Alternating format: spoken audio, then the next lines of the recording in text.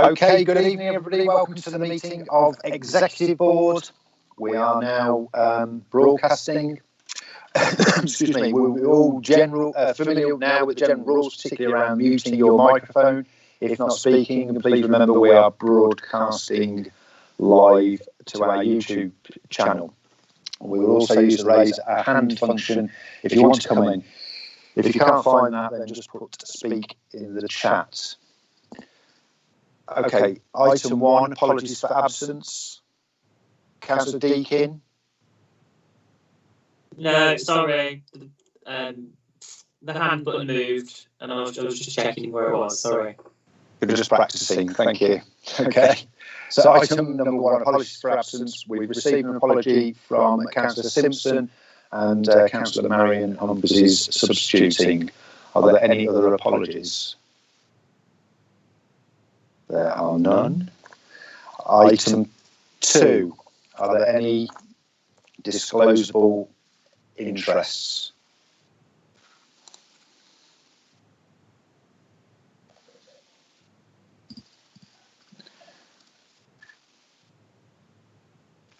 Okay, item number 3 is public participation. Not aware of receiving any questions from the public? No? So we will move on. Hi guys, sorry, it's Jax. Could I make a declaration, please? My computer's cut out on me at an inappropriate moment. Okay, yeah, go ahead, Councillor Gosling. I declare and insert that as part of Jelly Beans Nursery, we received a recovery grant from this council. And therefore, any issues involving recovery grants I've been asked to declare. I don't think it's relevant at the moment, but I'm talking to Mr. Tobin earlier. He's asked me to declare it. Okay, thank you for that, Councillor Gosling. Item number 4 is the Budgetary Control Report 2021, period ended 31st of July. Sets out the financial position of the services that report to this board. And I guess the main point to note is that there's been a slight delay to some LDF work due to the current circumstances. Has anybody got any comments, queries? I'll take the silence as well. I'll move that from the chair, seconded by Councillor Simmons. All those in favour? I'm looking at Mr. Tobin now, who's going to take the roll call for the vote. 4.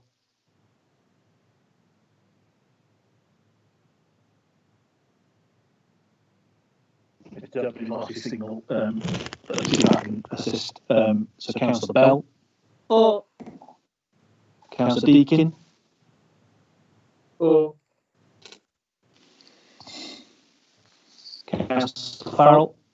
4. Councillor Goslin. 4. Councillor David Humphries. 4.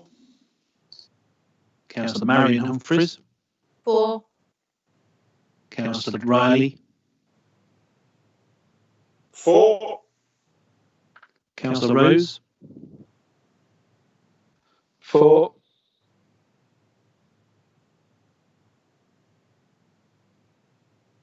Councillor Rose. 4. Thank you. And Councillor Simmons. 4. Thank you. Sorry, Councillor Rose, there was a delay on my line. That's granted. Thank you very much. Item number 5 is the Capital Programme 2019-20 final position. Again, the report summarises spending on capital schemes during that year and request carry forward of schemes totalling £701,430, which is set out in column 6 of Appendix A. Any questions or queries on that? There are none, so I shall move that from the chair, seconded by Councillor Simmons. Thank you. Move to the vote. Mr. Tobin, thank you. Thank you, Chair. Councillor Wright. For. Thank you, Councillor Bell. For. Thank you, Councillor Deakin. For. Thank you, Councillor Farrell. For. Thank you, Councillor Gosling. For. Councillor David Humphreys. For. Councillor Marion Humphreys. For. Councillor Riley. For. Thank you. Councillor Rose. For. Councillor Simmons. For.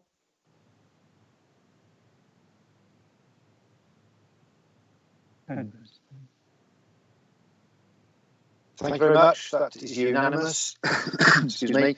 Item number 6 is the financial strategy 2020 to 2025.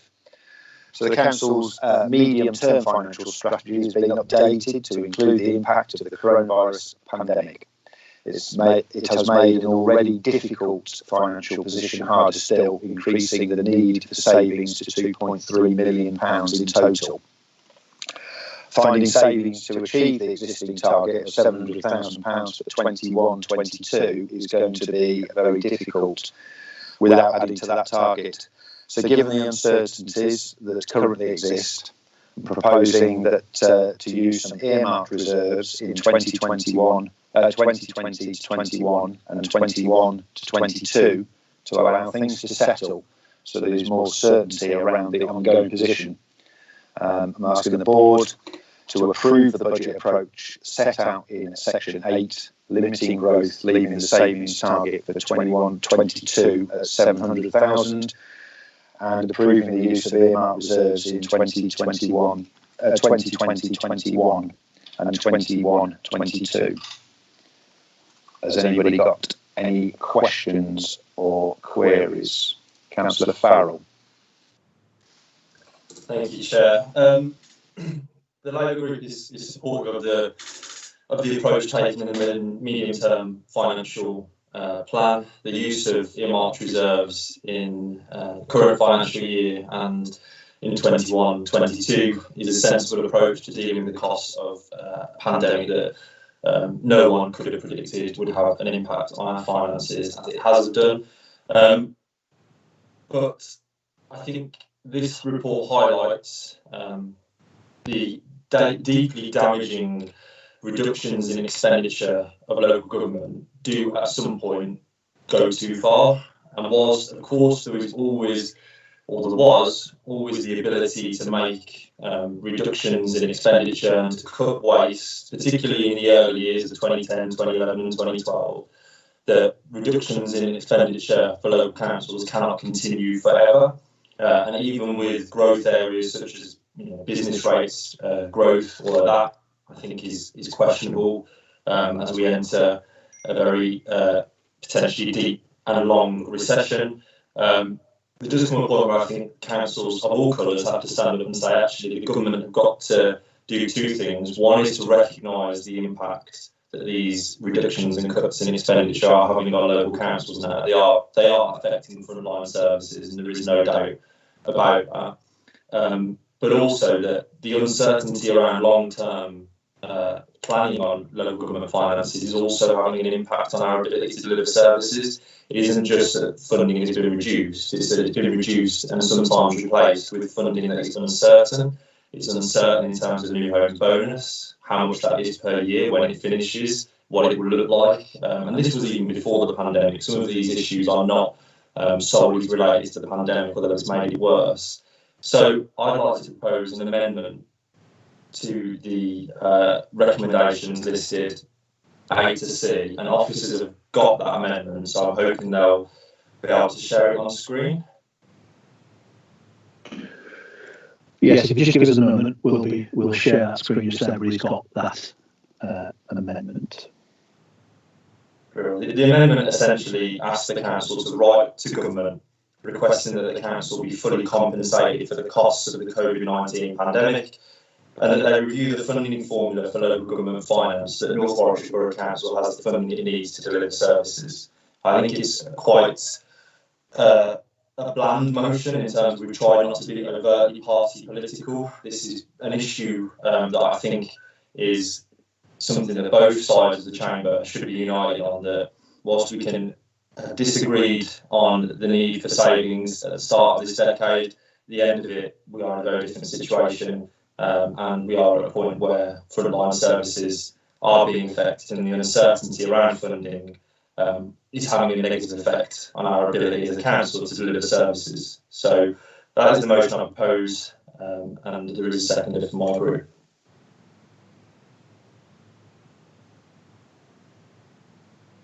Thank you, Councillor Rose. I'm assuming you want to come in and second that amendment? Yes, thank you, Chair. I just want to second that and echo what Adam said. I mean, I think obviously the funding from government at the minute, we're in a situation where things like community development, so any economic work the council are going to do is going to be impacted massively. Leisure services is going to be pretty much non-existent. There was a plan for the government to announce multi-year funding settlements that never happened, obviously due to COVID-19.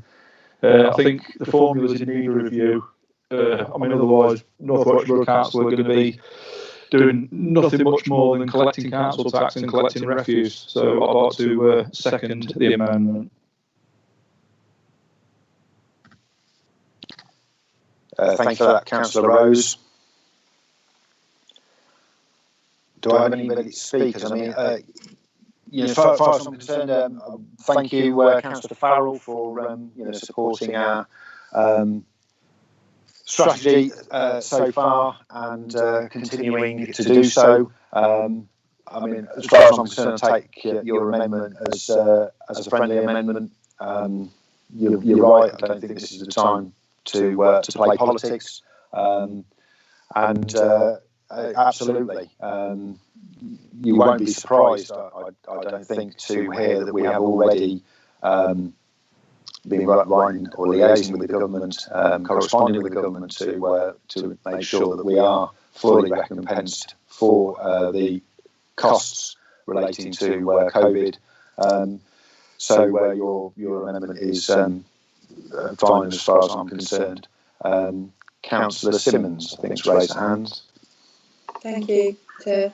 Yes, I was just going to say a very, very similar thing, actually. Yes, I think amendment, the recommendation D is quite welcome and a friendly amendment to this, because actually we are, looking to be fully recompensed for the cost of COVID, and actually, if we don't get all of that money back, it will be difficult to deliver our strategy as a council and the things that we want to deliver for the residents of North Warwickshire. So, it is difficult. Things are challenging at the moment in this COVID environment, and we do need to put that money back into the council. So I absolutely support that recommendation addition. Well, I have no other speakers, so I can move that with the amendment from the chair, seconded by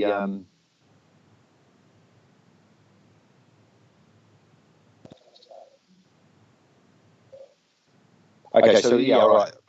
But you're happy to move you're moving the whole thing then, Councillor Farrell.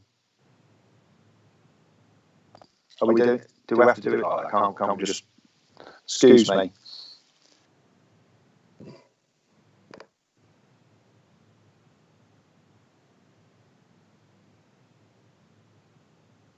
Yes, Chair. I think if it's to be regarded as a friendly amendment, that changes the motion. So perhaps I can suggest that Councillor Wright proposes the amended motion with Councillor Farrell seconding the amended motion. Is that acceptable to everybody? It just takes one vote out. Yeah, it's fine with me. That's great. Okay, so it's proposed by Councillor Wright and seconded by Councillor Farrell.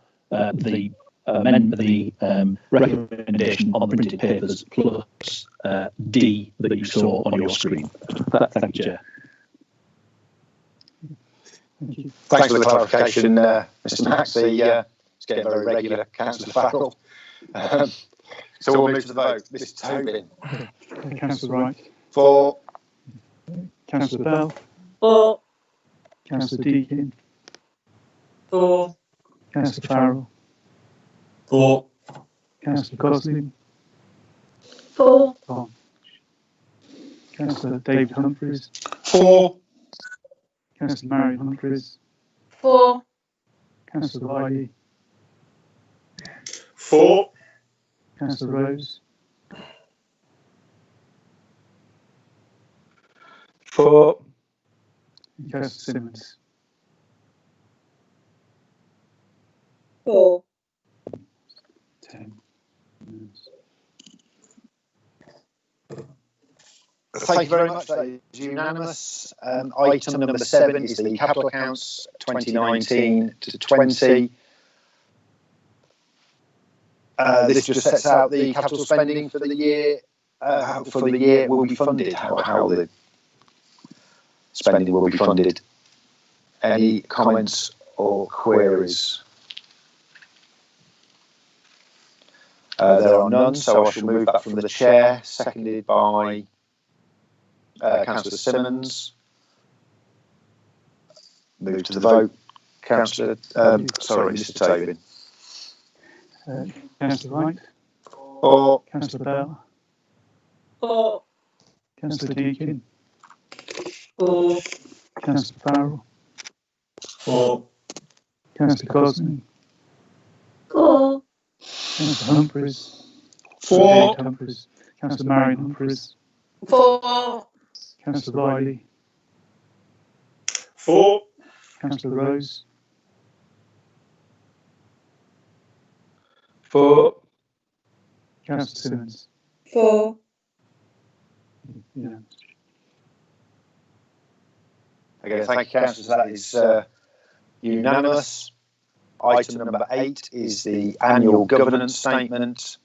The annual review of the council's governance arrangements has been carried out, and the annual governance statement for 2019-20 is attached for approval.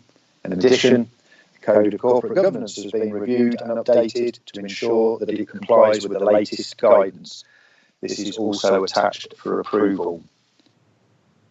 Any questions or queries? Councillor Farrell. Thank you, Chair. Supportive of this item because they're both legal requirements. But I would add, in terms of the Code of Corporate Governance for 2020-2021, it will be the first time we've adopted such a code in the middle of a global pandemic when none of us can meet in person, and where the ordinary way of engaging with the public, with partners, and with members just isn't allowed, and rightfully so isn't allowed to happen because of the public health risks. So whilst I'm sure, and I can see that code has been slightly built into this code of governance, there's an item on full council minutes that we're adopting the next meeting from May suggests, or there's a recommendation or agreement in there that we meet monthly as exec board. Now, I'm not criticising the fact that we haven't. I'm pointing out that things move really quickly during COVID, and what seemed a good idea in May doesn't always seem a good idea in June. And I do think it's something we need to keep, not necessarily the code under review, but certainly be thinking in the back of our minds how we engage with both members of the public, but also members of the council. Now, as the opposition, we've continued to feel involved and updated by the senior management team as much as we possibly could, but 6 months have now passed and this doesn't look as if it's going to change anytime soon, and we will have to think of a permanent or a more semi-permanent new way of doing things, and I think that's an important part in the next step of getting back to not just members of the council being able to have their say, but members of the public through their elected representatives being able to be involved in decision making. So just something I think to note for future reference.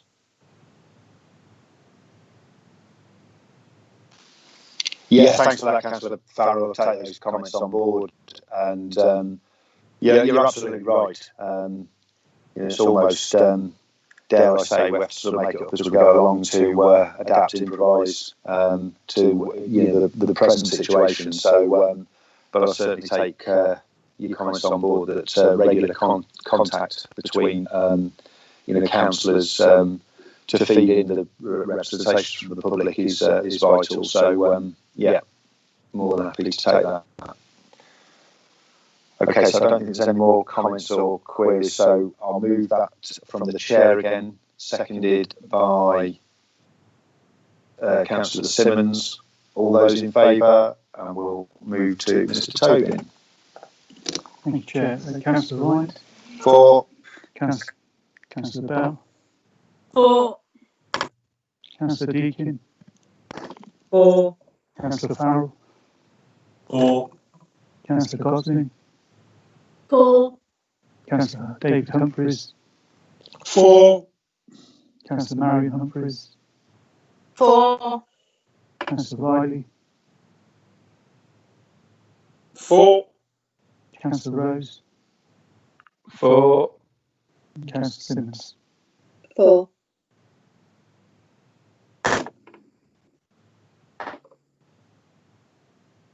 Okay, thank you very much, everybody. That's unanimous again. Item number 9 is the financial management procurement system. Council needs to replace its financial management system, and the report proposes that procurement should focus on a cloud solution in order to ensure that the chosen system continues to be supported over the medium term. Any questions or comments? There are none by the looks of it, so I shall move that again from the chair, seconded by Councillor Simmons. Mr. Tobin. Thank you, Chair. Councillor Wright. For. Councillor Bell. For. Councillor Deakin. For. Councillor Farrell. For. Councillor Gosling. For. Councillor David Humphreys. For. Councillor Marion Humphreys. For. Councillor Riley. For. Councillor Rose. For. Councillor Simmons. For. Thank you very much. That is unanimous. Item number 10 is the progress report on the corporate plan and performance indicators 1920. This is the year end of year report on achievements against the corporate plan. Councillor Farrell. Thank you, Chair. It wouldn't feel like a proper exec board if I didn't raise what I raise every meeting for the last 2 years, maybe longer, which is that most of this information is an absolute waste of time. It is pointless us paying an officer out of public purse when we've got huge cuts to make, and I'm sure lots of other jobs to be doing to produce this, just to say we produced it. No one's suggesting that evidence, empirical and qualitative evidence and data isn't important for councillors to make decisions and to review how things progress.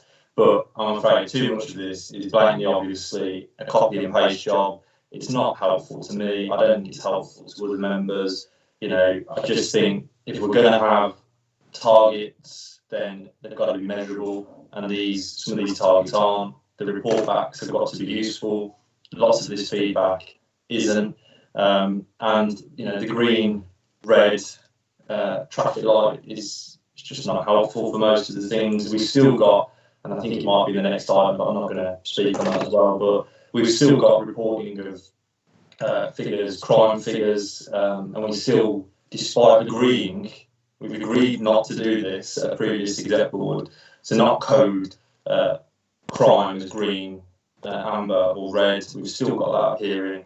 So I know there was a task and finish group set up before the pandemic hit to look at this. I know we both nominated an individual from our groups to look at this, but it's still being published publicly. I think it's for the public to read this. it looks in part horrendous, particularly our setting targets of how many burglaries there should be. I'm repeating myself, but it never seems to change, despite us all agreeing every meeting that it needs to. So just point that out again. Thanks, Chair. No, thank you, Councillor Farrell. I'm going to bring in the Chief Exec. Yes, those points are well made. They have been made before, and we did establish, as Councillor Farrell said before, the outbreak broke, and so we will before the end of the year get that group together to make more sense of these. So yeah, I'm happy to give that commitment, and we'll bring that work forward now. Thank you.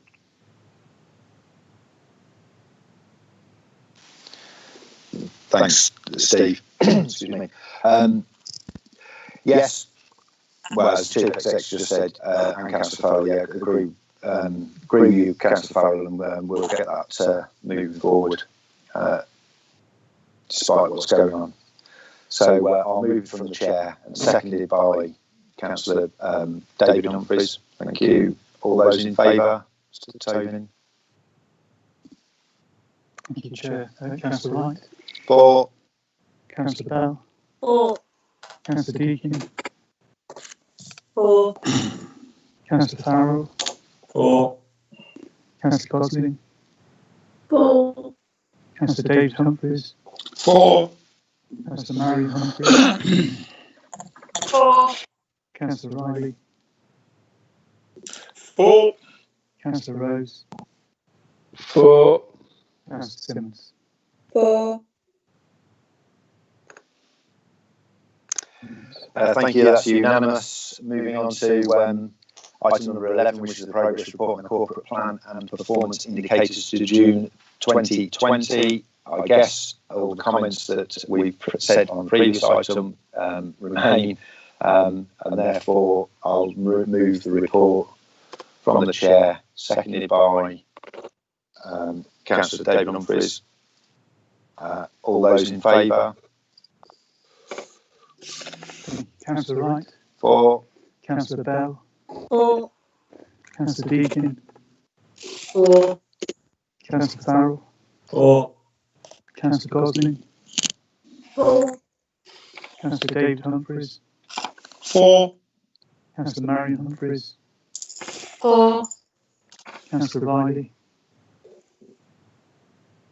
For. Councillor Rose. For.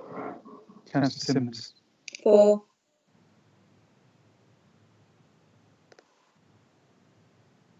Again, thank you. That is unanimous. Moving on to item number 12, which is the planning consultations. Members will be aware that the government is currently consulting on reforms to the planning system, including on the method for establishing an area's housing requirement. The deadline for the consultation on the white paper runs until the 29th of October. So there is an opportunity for the LDP panel and the Planning and Development Board to debate those proposals at their October meetings. The other consultations on changes to other parts of the planning system close on the 1st of October. The report summarises on proposed changes set out in the consultation, particularly in sections 4, 6.3, 6.13, 6.17 and 6.21. Whilst the aims of the reforms are laudable, as we all want a quicker, more flexible planning system with more involvement from the public, there are some very significant concerns with a number of the measures as set out in the observation sections of the report. So, any other comments or queries? Councillor Farrell. Thank you, Chair. We will be moving an amendment to this, but at full council. So whilst we would support what you just said in terms of there being some concerns that we have around this, we will be giving you notice that we're going to minority report this, so that because this is a recommendation, recommendation to the board, other members of our group want to have a say and a vote on it. So we're minority reporting it, and we'll move what we hope will be a friendly motion, a friendly amendment, at council to it. So on this board meeting, we'll abstain. Okay, thanks for that, Councillor Farrell. Anybody else wish to speak on this item? Okay, well, I'll move that from the chair then, seconded by Councillor Riley. Thank you. All those in favour? Mr. Tobin. Thank you. Councillor Wright. For. Councillor Bell. For. Councillor Deakin. Abstain. Councillor Farrell. Abstain. Councillor Gosling. Abstain. Councillor David Humphreys. For. Councillor Marion Humphreys. For. Councillor Riley. For. Councillor Rose. Abstain. Councillor Simmons. For.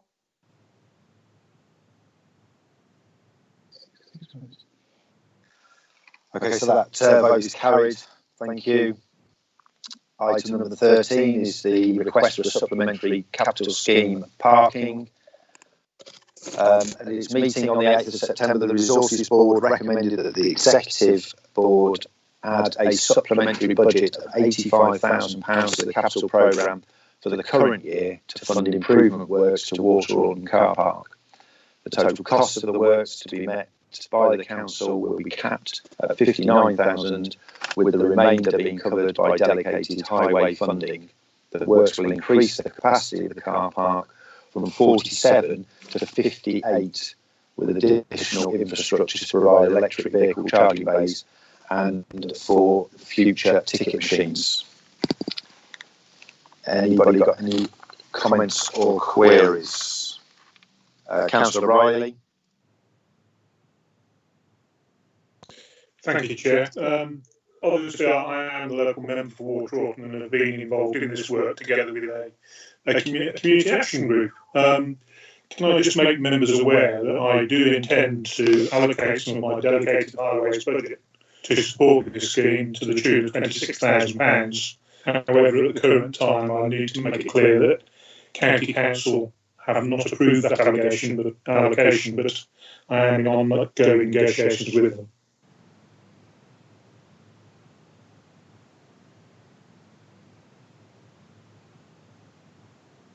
Thanks for that, Councillor Riley. Anybody got any other questions, queries? Okay, so again, I shall move that from the chair and seconded by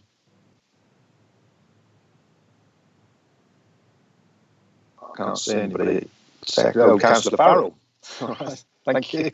All those in favour, Mr. Tobin? For.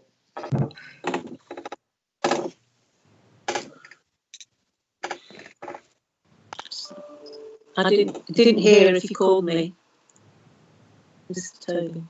Oh, you're on mute.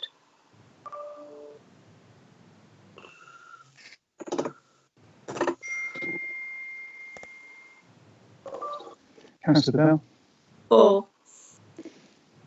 Councillor Deakin. For. Councillor Farrell. For. Councillor Gosling. For. Councillor Humphreys.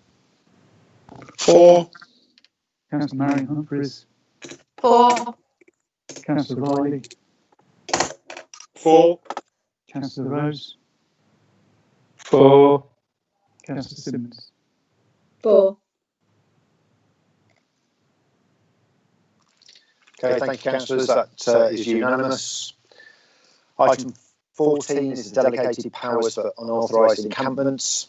This item recommends delegating certain powers to officers to deal more effectively with the cases of trespass onto land in our borough, which is not owned by this council.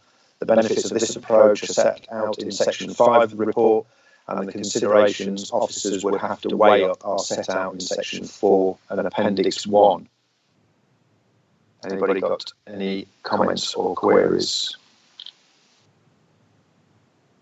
Councillor Farrell. Thank you, Chair. This is a relevant report in relation to the parish of Polesworth, because we've just dealt with an unlawful encampment at Wharton Recreation Ground. A very difficult issue to deal with, particularly in the middle of COVID, but also for a parish council that has a precept of £90,000, one part-time clerk, and a very complicated legal process to follow. Part of the difficulties were caused by so many different agencies needing to be involved in the process, and no one taking a lead on the situation. So despite the police and the county having certain powers, the borough not having any because it wasn't our land, no one ever wants to take a lead. It's always someone else's responsibility. So I really welcome the report and the ability for the borough to get involved and consider taking action, even when it's not on land that isn't within their ownership. But this does lead to a wider point that there are these expectations that councils can go to court tomorrow, get rid of travellers, and within a few hours they're gone. And unfortunately, I'm afraid that expectation sometimes runs to members of Parliament who might be perfectly able within the chamber but have never been in local government and don't really understand how the world of local government works. And it's not helpful to have this sort of not anti-traveller feeling, but the council's not doing enough feeling whipped up around the place, because I know the councillors for Wharton, who are all independent parish councillors. I don't have any political affiliation with any of them. In fact, one of them was a former Lib Dem councillor, but all of them worked really hard to try and deal with this situation, despite knowing nothing about the law regarding this. So I do think it's important that the council makes more effort and does more over the next few weeks and months to pull these agencies together, because it's not our responsibility to lead on this all the time, but it is our responsibility to hold to account other agencies when they just completely walk away from the situation. They have powers, they fail to use them, and I'm afraid it's not good enough. And yet again, the Borough Council is taking some action, which is probably as a result, at least in part, of what happened in Wharton. But why is it always left to us? There are other agencies involved here, and I think it's about time they stepped up to the mark as well. Thank you, Chair. Okay, thank you, Councillor Farrell. I've got Councillor Gosling.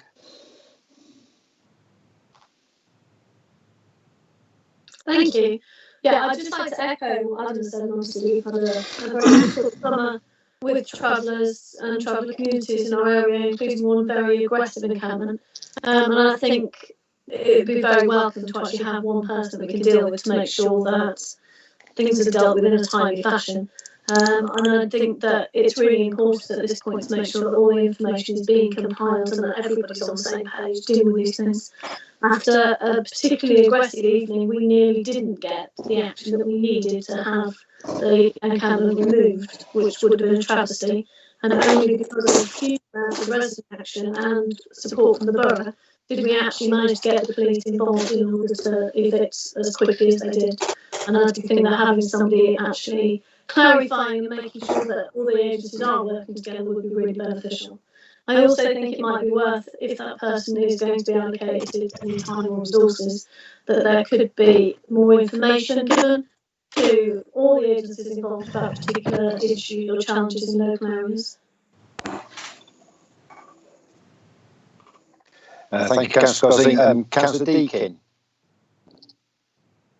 Thank you. I just want to highlight, I think this is a good opportunity to highlight it. And it's not in any way saying that any councillor that I know of has acted inappropriately on issues like this, but I think while it's here, it's very important to just be mindful of issues like this and to be as sensitive as possible, because whilst, yes, we do have unlawful encampments, these are still people that we're dealing with that live in different ways to many of us, and it's important that we stay as sensitive as possible when dealing with issues like this, particularly in our local communities.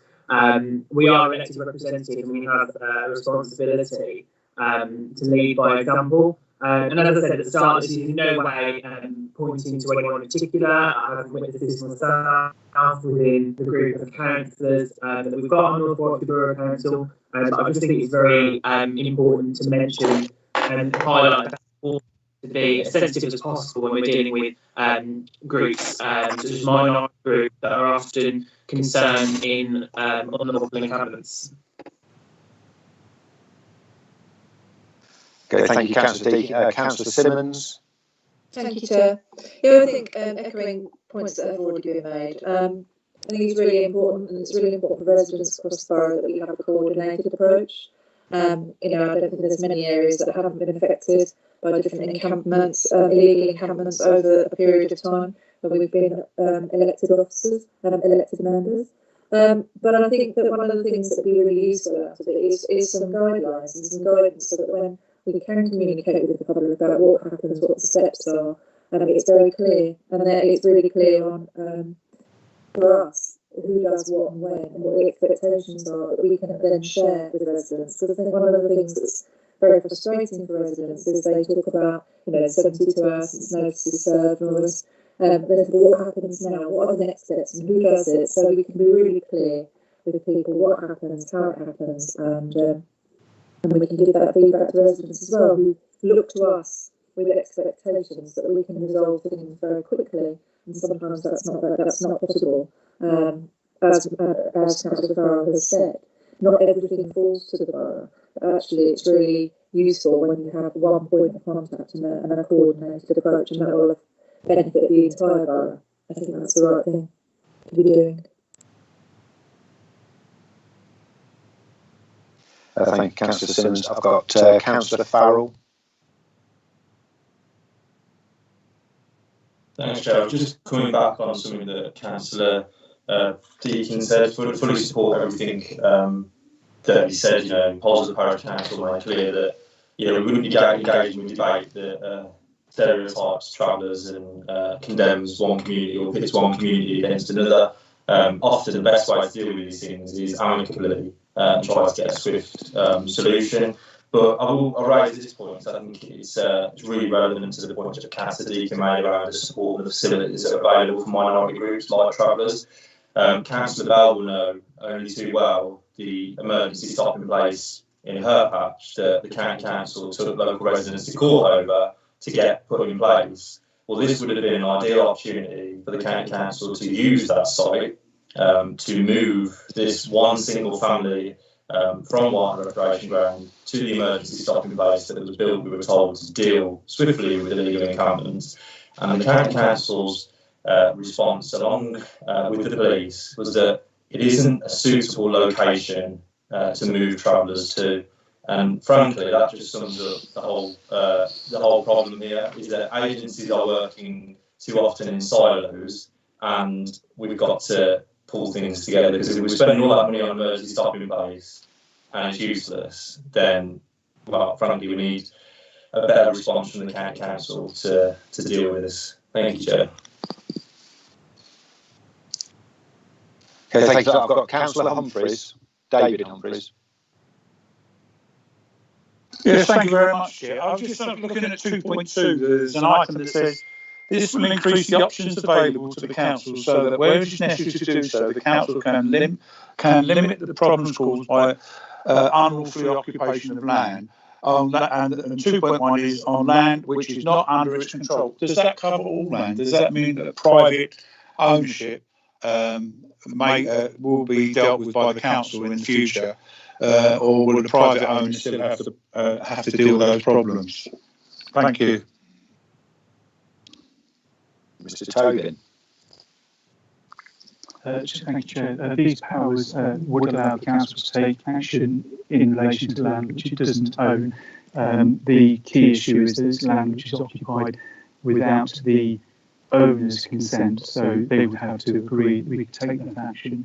But of course, we would have to weigh up the factors that are set out in the report in any particular case, whether it's appropriate to take action. And of course, you need to weigh up the harm that's being caused, but also the rights and the welfare of the people who are involved in the encampment. So it's always a balancing exercise.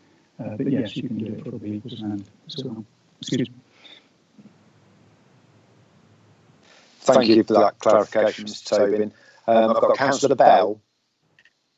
Thank you, Chairman. I just wanted to just add to something that Councillor Farrell said about the emergency stopping place. As a result of the encampment in Mansletter, I think it was, the protocol and policy around the emergency stopping place was resurrected, I think is the right word. It's sort of got lost somewhere in the ether, and it has been distributed to the police and other authorities. So just to let you know that. However, I do agree with you that it is in the wrong place, despite us telling the county not to put it there.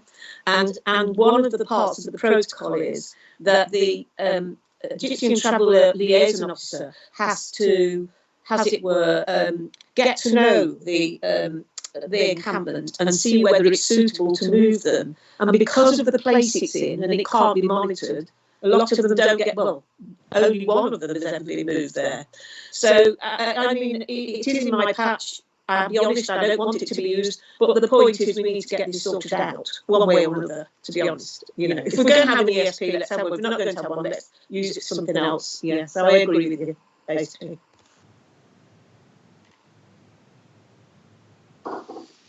Okay, thank you for those comments, everybody. I'll move the recommendation from the chair, seconded by Councillor Simmons. All those in favour? Mr. Tobin? Councillor Wright. For? Councillor Bell. For? Councillor Deakin. For? Councillor Farrell. For. Councillor Cosney. For? Councillor Humphreys. For. Okay. Councillor Marion Humphreys. For? Councillor Riley. For. Councillor Rose. For. Councillor Simmons. For? Thank you. Okay, thank you. Councillor Dervix, you've raised your hand. Did you know? I did know. If you indulge me and allow me to speak before the next item, reading through it, the recommendations don't match what is in the rest of the report. I just ask for advice as to whether that is an important error or whether it can go through as it is. I'm not disputing what is the purpose of the report or anything. I just wonder about the legality of it if the numbers are wrong. Thank you. I'm going to bring in Mr. Tobin, the lawyer.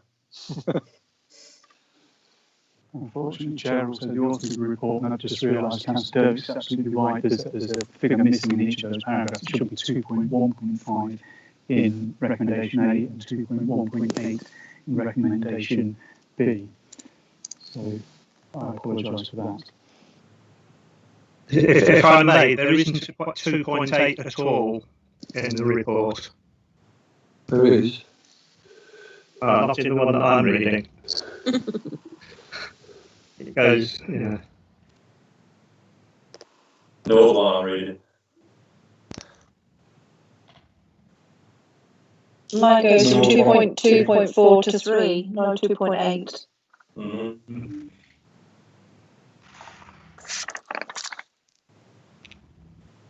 Thank you. On mute again.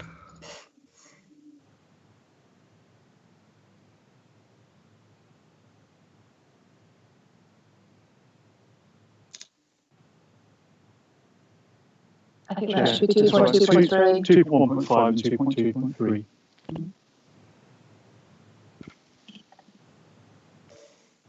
Thank you.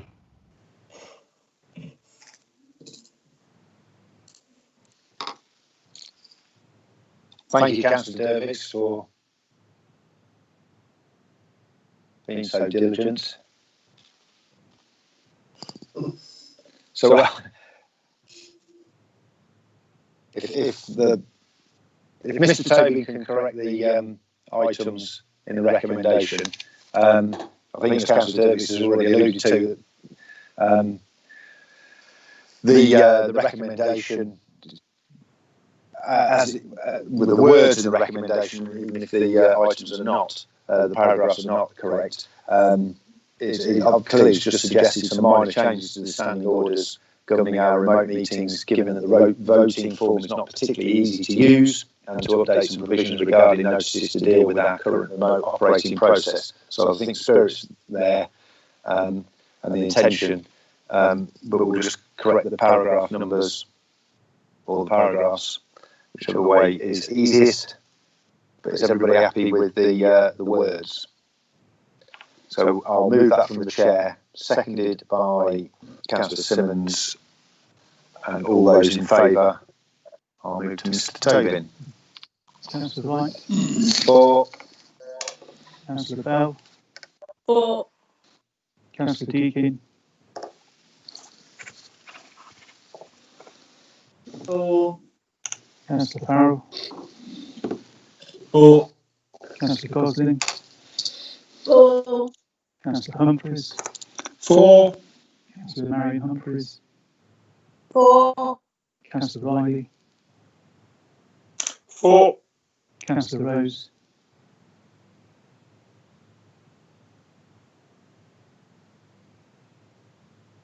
For. And Councillor Simmons. For.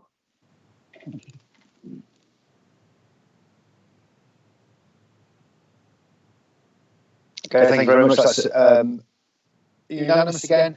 Item 16 is the appointments to the boards and outside bodies. This report is necessary due to a change in the group membership and the need to confirm two outside body appointments. I've given the necessary information to the Chief Executive in respect to the changes to the Licensing Committee and Safety Sub, and the Council's revised nomination to the County's Council's Adult Social Care Overview and Scrutiny Committee. So I'll move the recommendation, seconded by Councillor Simmons. All those in favour? Oh, sorry, Councillor Farrell. Sorry, Chair, what's recommendation D? That the current person be reappointed? Or we've got to name them? I'm just confirming that with the Chief Executive. Bear with me. So the current nomination, who's not a councillor, is has name has just escaped me. Ben Henry. Ben Henry, thank you. And so it's proposed that he is the nomination again, subject to any other views from members.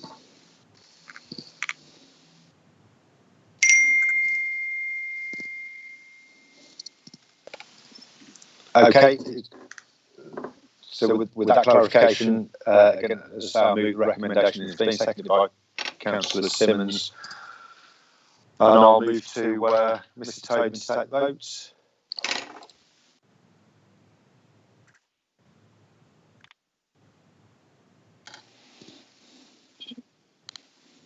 Chair, we may also need the names to go into the resolution under paragraph B.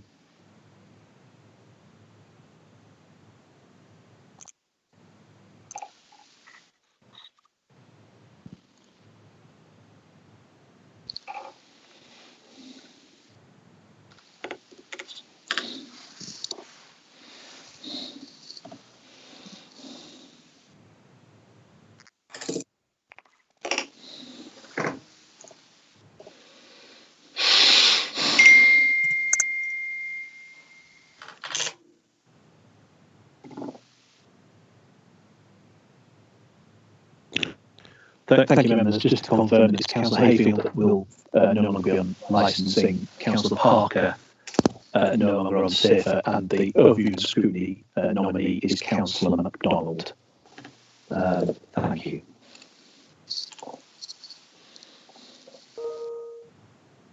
We'll move to the vote now. Thank you. Thank you. Councillor Wright. For. Councillor Bell. For. Councillor Deakin, 4, Councillor Farrell, 4, Councillor Gosling, 4, Councillor David Humphreys, 4, Councillor Marion Humphreys, 4, Councillor Riley, 4, Councillor Rose, 4. Councillor Simmons. 4.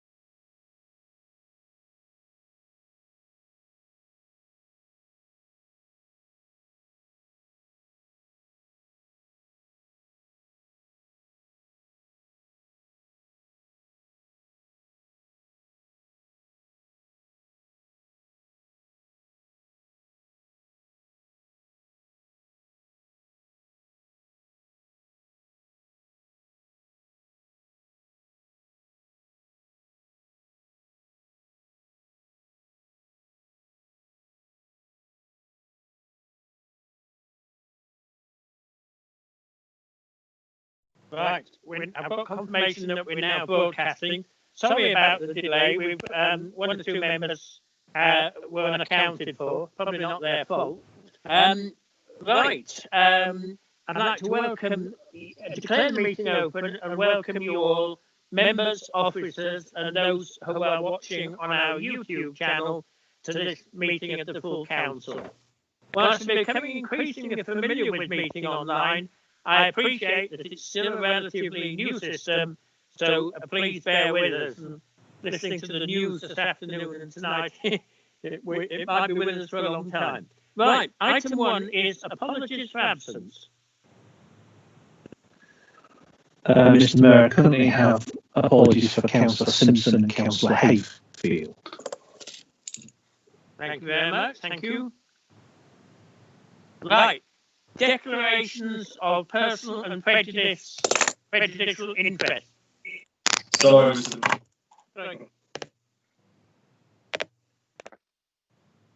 Somebody said sorry, Mr. Yeah, sorry, Mr. I did raise my hand in the chat, but I was letting you know that Simon Rose is sending his apologies. Although he was at exec board, he became unwell through part of it, so he's unable to make full council. So apologies from Simon Rose. Councillor Powell, I'm sorry to hear that. Thank you very much. Yes. Right.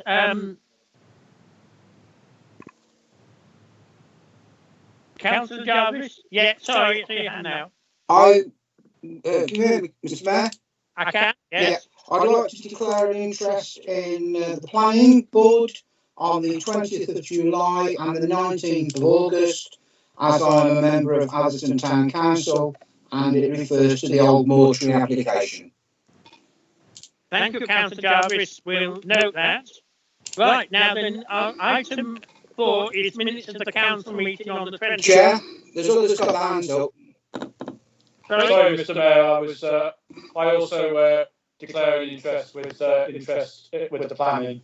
Should it become apparent in the planning? Thank you, Councillor Tony.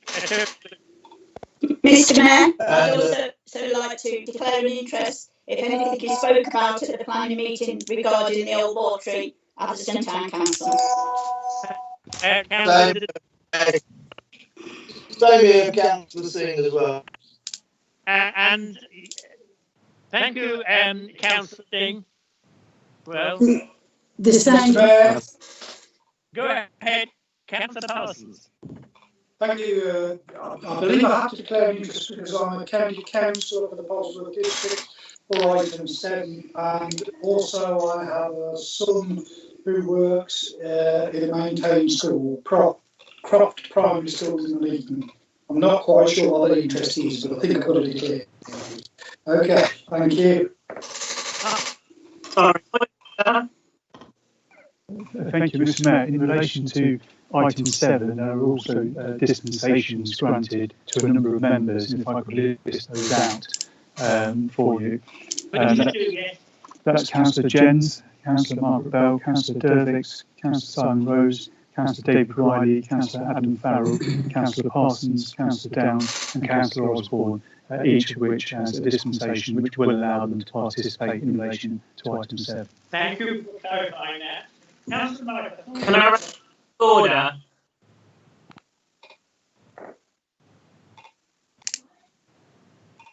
Councillor Dervick.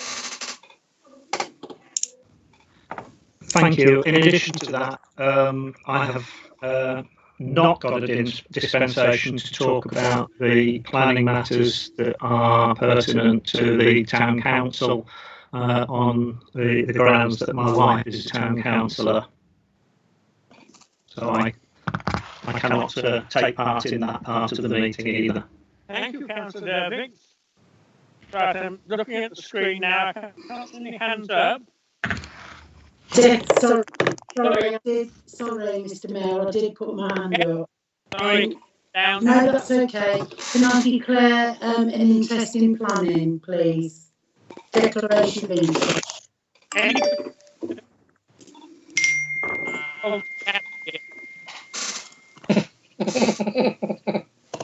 sorry, can I raise a point of order? You can, Councillor. Thank you. I don't know if it's just me. Two things. First of all, Councillor Ross, we can't really. You keep stuttering as you speak, not yourself, but the sound is stuttery. Secondly, can councillors just mute themselves if they're not speaking, because it's just causing a lot more feedback. And I think that may be adding to why perhaps we or I can't hear Councillor Moss speak. Thank you, Councillor Dick. It's when the dogs start barking and the babies start crying that I get confused. Thank you very much.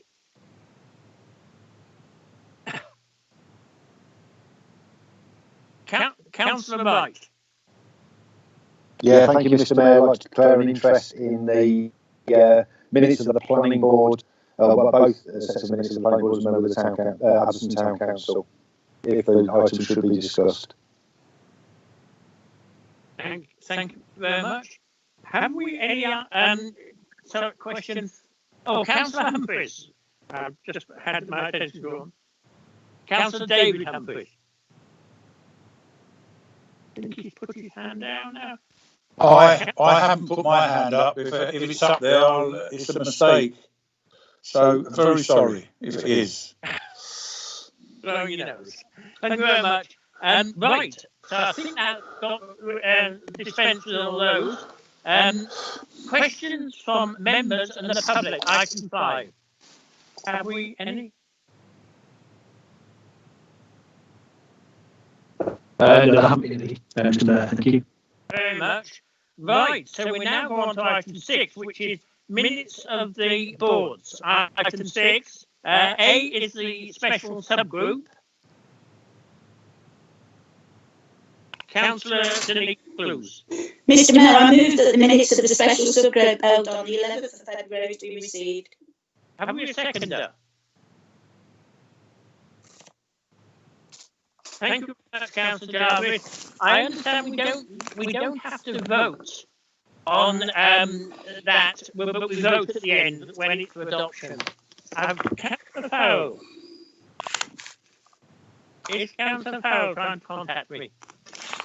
Yeah, thank you, Mr. Mayor. I don't know if I've just missed this, but I haven't left the room, so I don't think I have.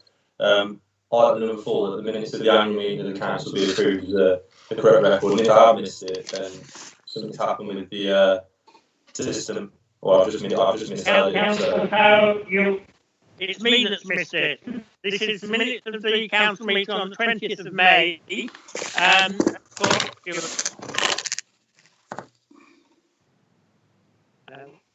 Thank you, Councillor Farrell. Mr. Mayor? Yes. On that point, because we've just had an exec board that was, I know it's a lot smaller than full council, but it worked really well on this software. And just wonder whether there is someone in the room telling you, monitoring the raised hand and chat function, because if there's 30 odd of us here, I think that would be helpful. And then people are confident, they don't have to say Mr. Mayor, they can just put it, raise their hand or write in chat. I think that would be really helpful. We are doing that. We are doing that. Yes.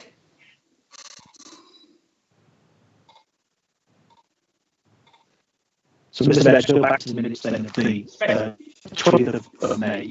You moved it to the chair. Was that seconded? Was it from Councillor Garvey? In which case we then need to move to a vote on the adoption of the minutes of the 20th of May. Right, this is for adoption of those minutes. Can be adopted. Yeah. No, right. you're not doing Hang on a minute. Councillor Clues, just hang on a minute. We've come up with your items to the minutes of the 20th. So we need to go to a vote. So perhaps we can pass to run through the votes for the minutes of the 20th of. Right. Thank you. Mr. Mayor, Councillor Bell? Oh, sorry. 4. Sorry. 4. Councillor Chambers? 4. Councillor Clues? Which one? Sorry, so you, Councillor, sorry. Four. Councillor Tony Clues. 4. Councillor Davey. 4. Thank you. Councillor Deakin. 4. Thank you. Councillor Dervix. 4. Thank you. Councillor Downs. 4. Councillor Farrell. 4. Councillor Farrow. 4. Councillor Gosling. 4. Councillor David Humphreys. 4. Councillor Marion Humphreys. 4. Councillor Jarvis. 4. Councillor Jens. 4. Councillor LeBrun. 50.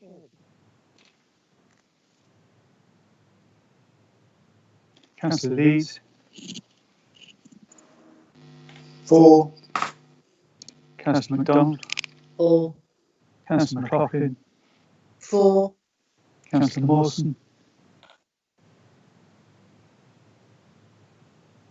Absent. Councillor Moss. 4. Councillor Osborne. 4. Councillor Parker. 4. Councillor Parsons. 4.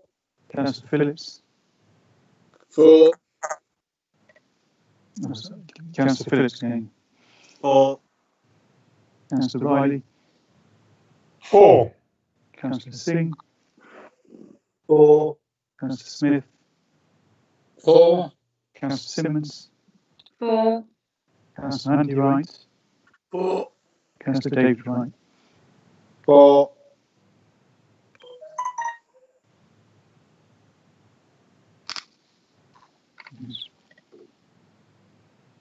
That's approved. Thank you.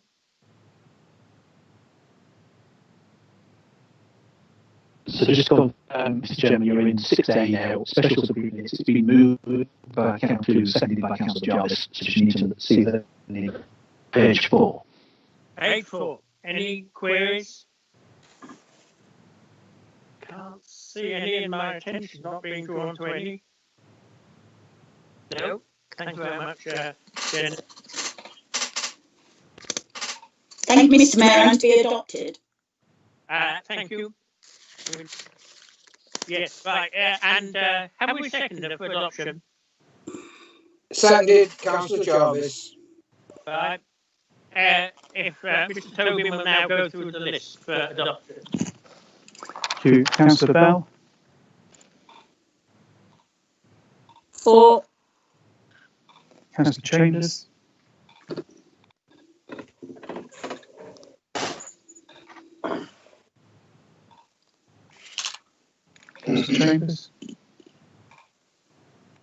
4. Sorry, I wasn't muted. I was muted. Councillor Denise Clues. 4. Councillor Tony Clues. 4. Councillor Davey.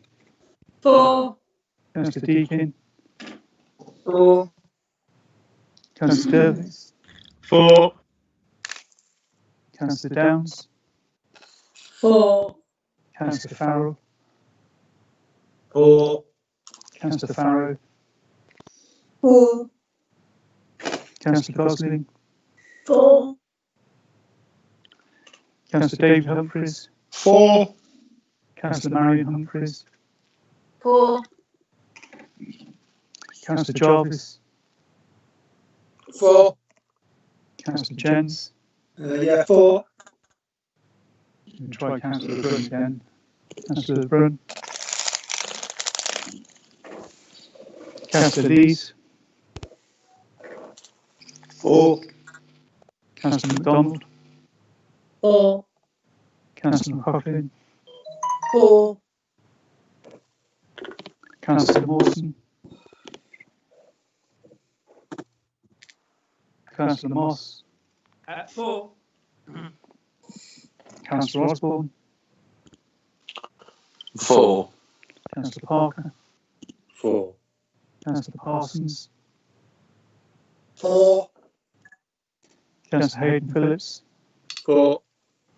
Councillor Owen Phillips, 4. Councillor Riley, 4. Councillor Simpson, apologies, he's apologised. Councillor Singh, 4. Councillor Smith, 4. Councillor Simmons, 4. Councillor Andy Wright, 4. Councillor David Wright. 4.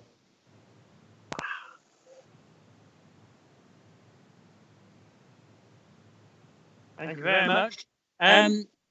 The next item is B, Safer Communities Subcommittees, of which there are 2 meetings on the 24th of February and the 16th of March. Councillor Bailey. Thank you, Mr. Mayor. May I move that the minutes of the Safer Communities Subcommittee of the 24th of February 2020 and the 16th of March 2020 be received. I'll second that, Mr. Councillor Denise Clues. Thank you very much, Councillor Denise Clues. Right.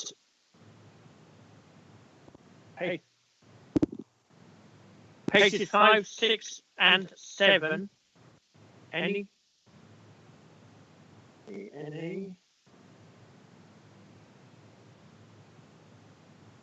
No. Councillor Riley. And adopted, please, Mr. Mayor.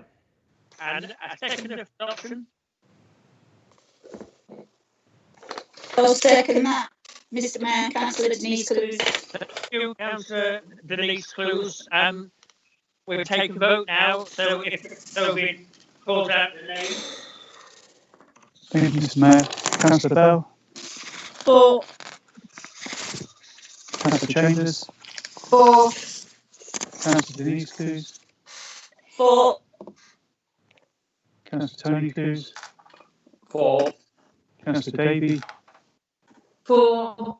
Councillor Deakin, 4. Councillor Dervick, 4. Councillor Downs, 4. Councillor Farrell, 4. Councillor Farrow, 4. Councillor Goslin, 4. Councillor David Humphreys,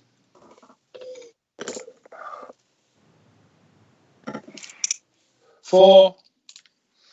Councillor Marion Humphreys, 4.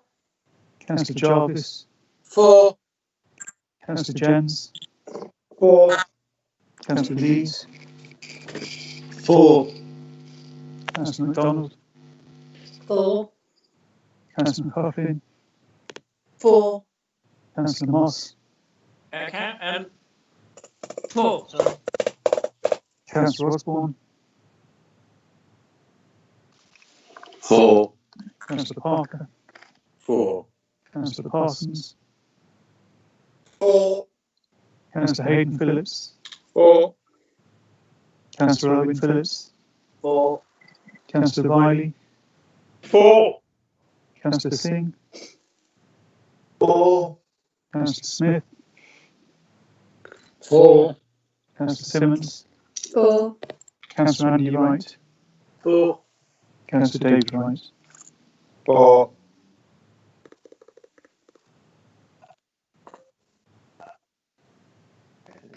We go on now to the C, the Planning and Development Board. 2nd of March, 20th of July, and 19th of August. And Councillor absent, Councillor Jarvis. Thank you, Mr. Mayor.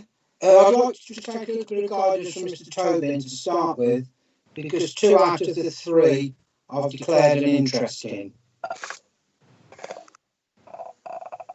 Mr. Toby, can you give guidance? You can still move those.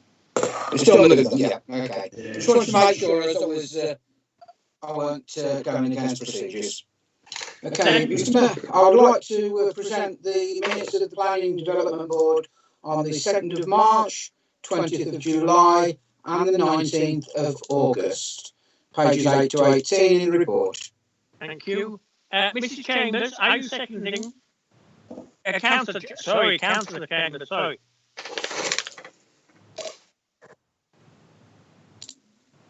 Oh. Councillor Deacon, seconding?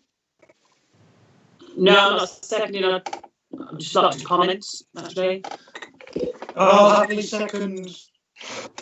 I will second. But You will second, thank you. And you want to make two?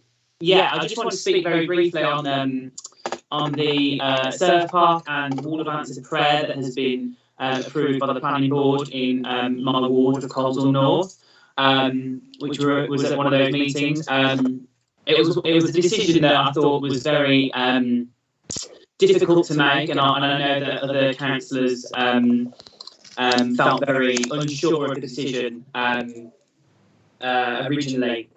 But I think it's two projects that will be amazing for our local economy. Will give a real boost to tourism in the area.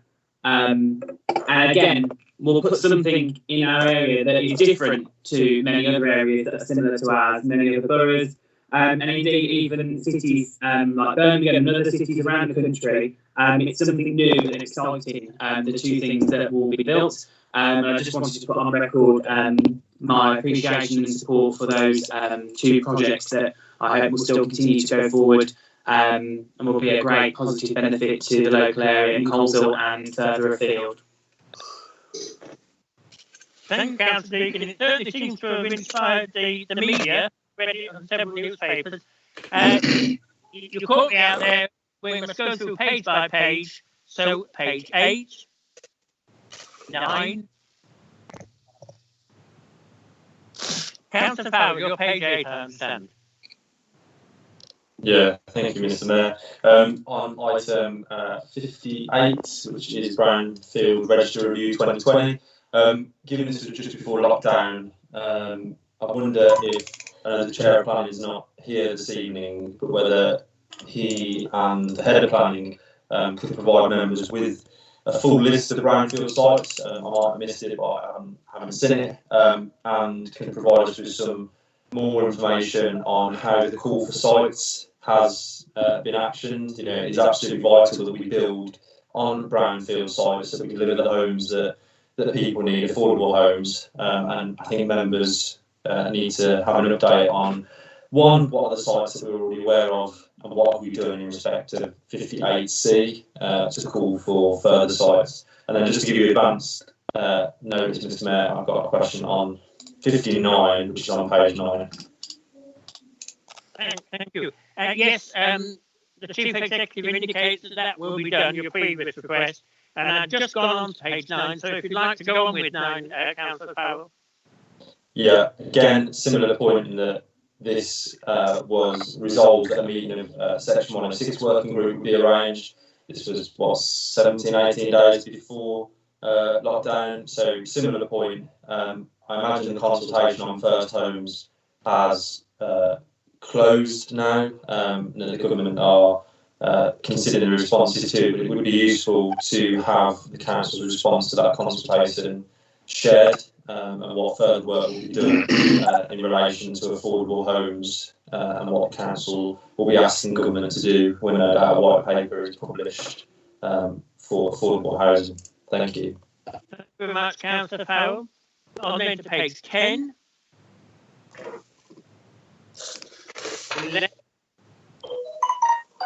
Oh, Councillor Farrell, do I see your hand up? No. No, sorry. It's I got you're holding your pen then, sorry. No, sorry. That's all right. 11, 12, 13, 14, 15, 16, 17, 18. Back then to Councillor Jarvis. I'd like to present the minutes for adoption. Have we a seconder? I'll second that. Thank you very much. Thank you. Right. We go now to the vote. So I'll ask Tobin if he'll go through the list of names as previously. Thank you, Mr. Tobin. Mr. Mayor. Councillor Bell, 4. Councillor Chambers, 4. Councillor Denise Clues, 4. Councillor Tony Clues, 4. Councillor Davey, 4.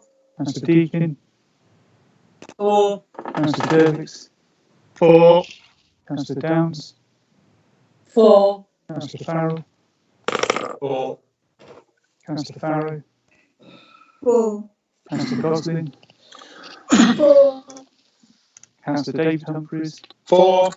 Councillor Marion Humphreys, 4. Councillor Jarvis, 4. Councillor Jens, 4. Councillor Lees, 4. Councillor MacDonald, 4. Councillor McCarthy, 4.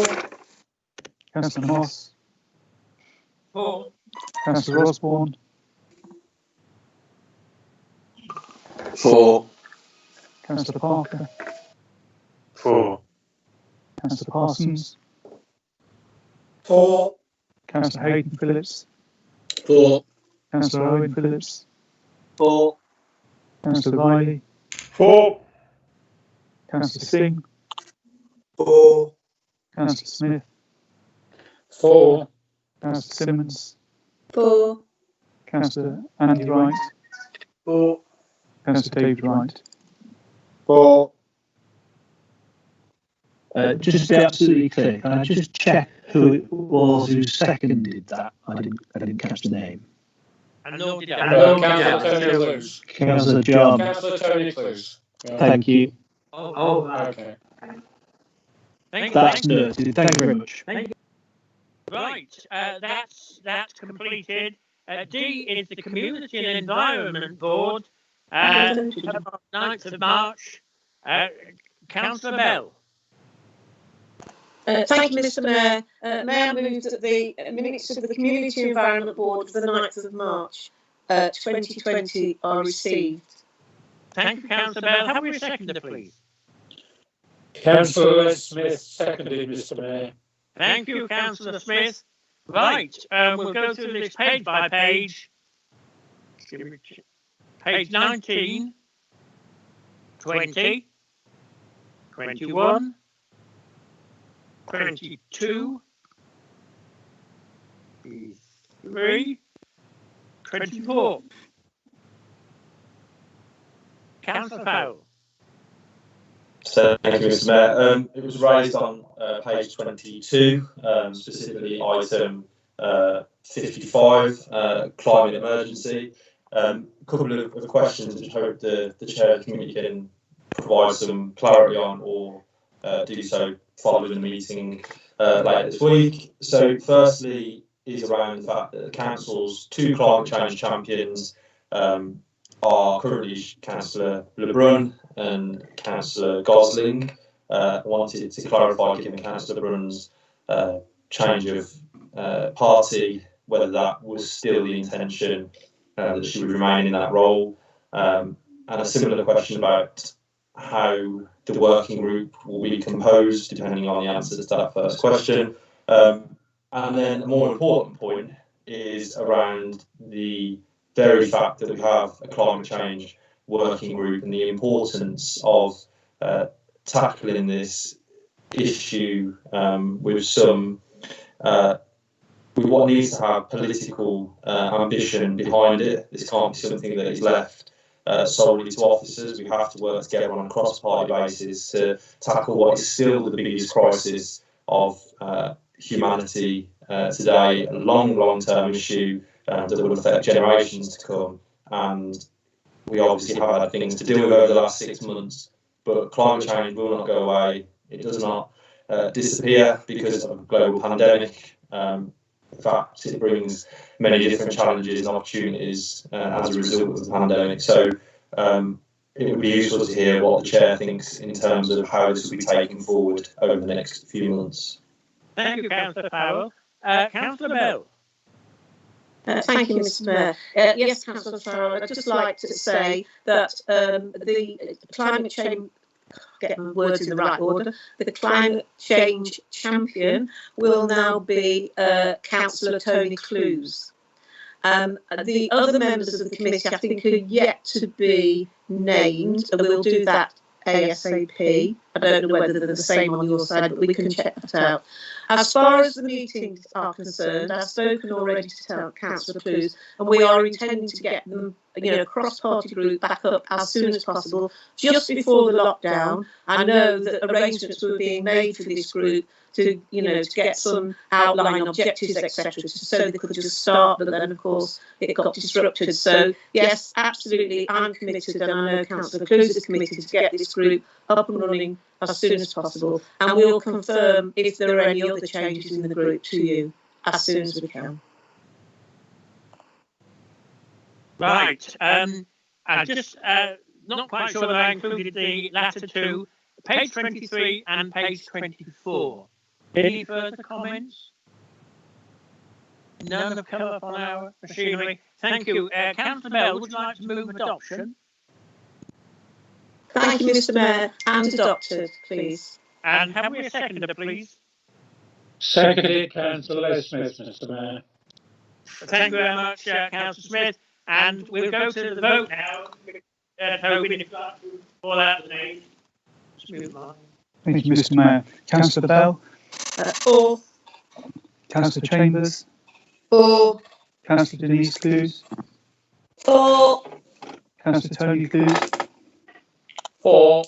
Councillor Davey. 4. Councillor Deakin. 4. Councillor Dervick. 4. Councillor Downs. 4. Councillor Farrell. 4. Councillor Farrow. 4. Councillor Gosling. 4. Councillor David Humphreys. 4. Councillor Marion Humphreys. 4. Councillor Jarvis. 4. Councillor Jens. 4. Councillor Lees. 4. Councillor MacDonald. 4. Councillor McCarthy. 4. Councillor Moss. 4. Councillor Osborne. 4. Councillor Parker. 4. Councillor Parsons. 4. Councillor Hayden Phillips.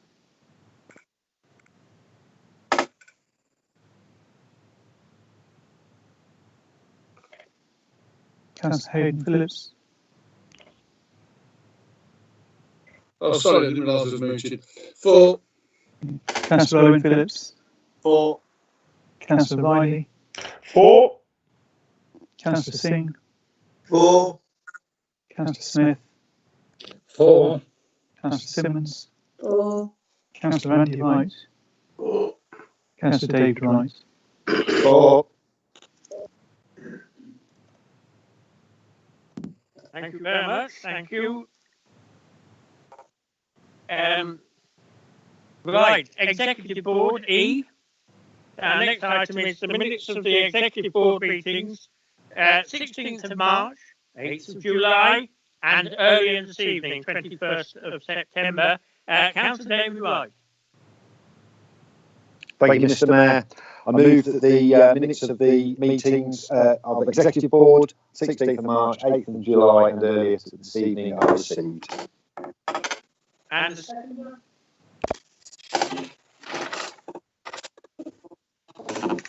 David Humphreys, I second it. Thank you, Councillor Humphreys, seconded. And then we go on pages 25, 26. Oh, 26. Oh, sorry, 25. Thank you, Mr. Mayor. It is in relation to item 55, corporate plan for 2020-21. I wish to move an amendment to the corporate plan, which I have circulated to officers beforehand, and hopefully they can share on the screen. This amendment is to recognise COVID-19 within the council's corporate plan, which is yet to be formally adopted by council, and is why this is on the agenda this evening. In particular, the motion says that the council will support residents, businesses and the community of North Warwickshire through both the pandemic and the economic recovery that must follow. Through the task group that we've already established in a decision on the Exec Board of the 8th of July, we will deliver that ambition, and in doing so, Council will make clear its firm belief that the economic well-being of local people and businesses must be a key consideration of government and all public bodies, and that economic support must be part of any future regional or national lockdowns. Mr Mayor, in proposing this amendment to the corporate plan, I do so with the most sincere rationale, wanting to try and keep this part of the meeting constructive and as non-partisan as possible. The government has had a difficult job, as have all parts of the public sector, in responding to the COVID-19 pandemic. They have got many things wrong, and of course have done lots of good things as well, just as this council has done in responding to the needs of our residents, businesses and community. And whilst we will have disagreements on lots of parts of the response and the different parts of the response to the pandemic and the economic recovery, and we may even have some of those differences debated later on in this agenda, this amendment seeks to provide partly recognition within the corporate plan that COVID-19 is happening and the recovery must happen, but the last two lines, or last sentence, sorry, of the amendment is, I hope, the view of the whole council that the pandemic is a public health emergency, but the economic situation that many millions of people find themselves in across the country, and many thousands will find themselves in across our borough, is just as serious for many families and working people. The insecurity of work and the low pay and zero-hour contract economy that exists in part of North Warwickshire is difficult for many of our residents to self-isolate and to put their health first when they cannot put food on the table. So this amendment seeks to remind government and to allow council to continuously remind government that the economic well-being of local people is just as important as the physical health of our local community, and future lockdowns that we will support as a Labour group, where they are necessary in terms of public health, must be accompanied by financial support so that people in North Warwickshire are able to put food on the table, don't have to choose between heating their homes as we approach winter and feeding their families. And I do think it's really important that everything the council does over the coming weeks, months, and perhaps even years as it responds to the pandemic and the economic fallout that follows, is that we put the public health of our residents and community and the economic well-being of our residents and community right at the top of the agenda. Thank you, Mr Mayor. Thank you, Councillor Powell. Mr Simmons. Thank you, Mr Mayor. Just in response to that, I think one of the things that is very clear is throughout the lockdown so far is that from a council perspective, we've worked very, very hard to ensure that we process grants in a timely manner. I think our record on that is really absolutely fantastic compared to some of our neighbouring councils, the way we've distributed grant funds to our local businesses, where we have also awarded discretionary grants and circulated those and got those out into people's bank accounts very rapidly compared to our peers in neighbouring councils. I think that we have a good record on that, and I think that much of that amendment exists in the work that we're doing already. Particularly pleased to see this week from the government that there were, where people sought to support people to isolate, where people haven't potentially got wages, there'll be a support package in place for them up to £500 a week. So there are things there that we can agree on, I'm sure. And I think one of the only difficulties I kind of had that was about well-being of local people, and this must be a key consideration of government. I mean, we can put that to government, but I think one of the things we can be very much in control of is how we administer and what we do locally. And I think that it's very important for the public health. Economic health is intrinsic to public health. Without economic well-being, public health suffers before, during and after COVID. So I think that it's very important that we get those measures right.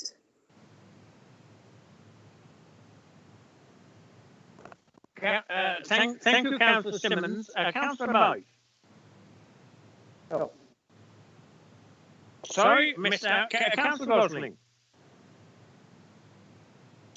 Thank you. I'd like to second this proposal. I think that our communities and our local businesses have done a sterling job keeping the world afloat over the last few months. I think it's been incredibly difficult for people generally, and I think they deserve all the support and all the help that we can give them. I think it should be made a priority. I think without the economic well-being and without supporting the economic well-being of our communities, then we will be left with even worse problems than we could have foreseen. I think it's very important to actually support these businesses, especially considering that many of our small businesses are, many of our businesses locally are small businesses, and the biggest employers in many of our villages are small businesses without the resources. I think it's imperative that we do everything in our power to support them. Thank you, Councillor Gosling. Have we any other speakers before I go back to Councillor Wright? No? Don't seem to be. Councillor Wright. Thank you, Mr. Mayor. Thank you, Councillor Farrell, for this amendment, and thank you for your acknowledgement of already the work that both this administration, this council, and also the government have been doing along the lines of economic well-being. I mean, as Councillor Simmons has said, huge amounts of money have been distributed, not just by this council, but nationally. And that's thanks to the government's economic recovery, etc. So I welcome this amendment, but as Councillor Simmons has already alluded to, a lot of this has already been done. We're constantly, as every other local authority is, working with the government, and that economic well-being is paramount. Not just here in North Warwickshire, but across the country. So I welcome that amendment to our corporate plan, because, to be honest, it's an extension of what it's acknowledging what we're already doing. So more than happy to take that amendment. Thank you very much, Councillor Wright. On then to page 20. Sorry, somebody else. Councillor Farrell. Yeah, just a point of order, Mr. Mayor, in terms of how the process works. So an amendment that's proposed and seconded within the minutes of a meeting, does the proposer get the right of reply, and if so, when?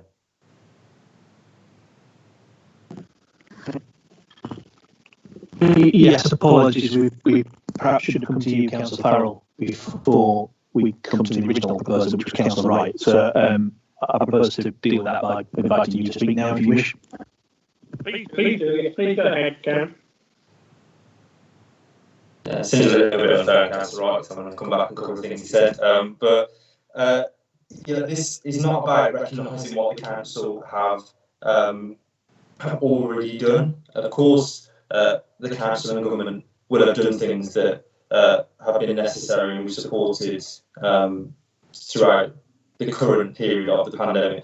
But I do think there's a slight feeling or a slight tone there that this has already happened, we've already done this. Well, actually, what we dealt with was the first wave of a global pandemic. We are nowhere near entering the recovery stage of the economy, and only today the rating has gone up from 3 to 4, and we enter what the Prime Minister has said will be a second wave. So this is about saying that lots of things happen in phase 1 of this pandemic, and it will be vitally important and perhaps slightly more difficult to deliver the same things in phase 2, but they should certainly be something the council pushes government to do, because if we do go into a second national lockdown or regional or local lockdowns, then the government will need, and we should be calling on them to provide the same level of support, if not go further, to enable the economy of North Warwickshire for businesses and residents to get through what will be a very difficult winter. Thank you, Mr. Mayor. Thank you, Councillor.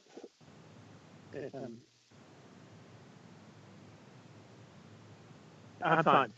Yes. Thank you, Councillor Powell. Councillor Wright, any comment?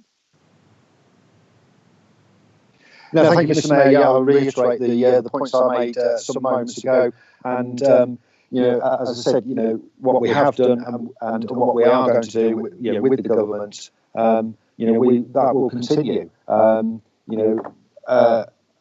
as I said, the government are keeping up with everything that's going on, and as things change, they announce different economic packages all the time. So absolutely, it's not just about what we have done; it's what we are doing and what we will continue to do. So as I say, reiterate my comments some moments ago, and more than happy to support or take the amendment. Thank you, Councillor.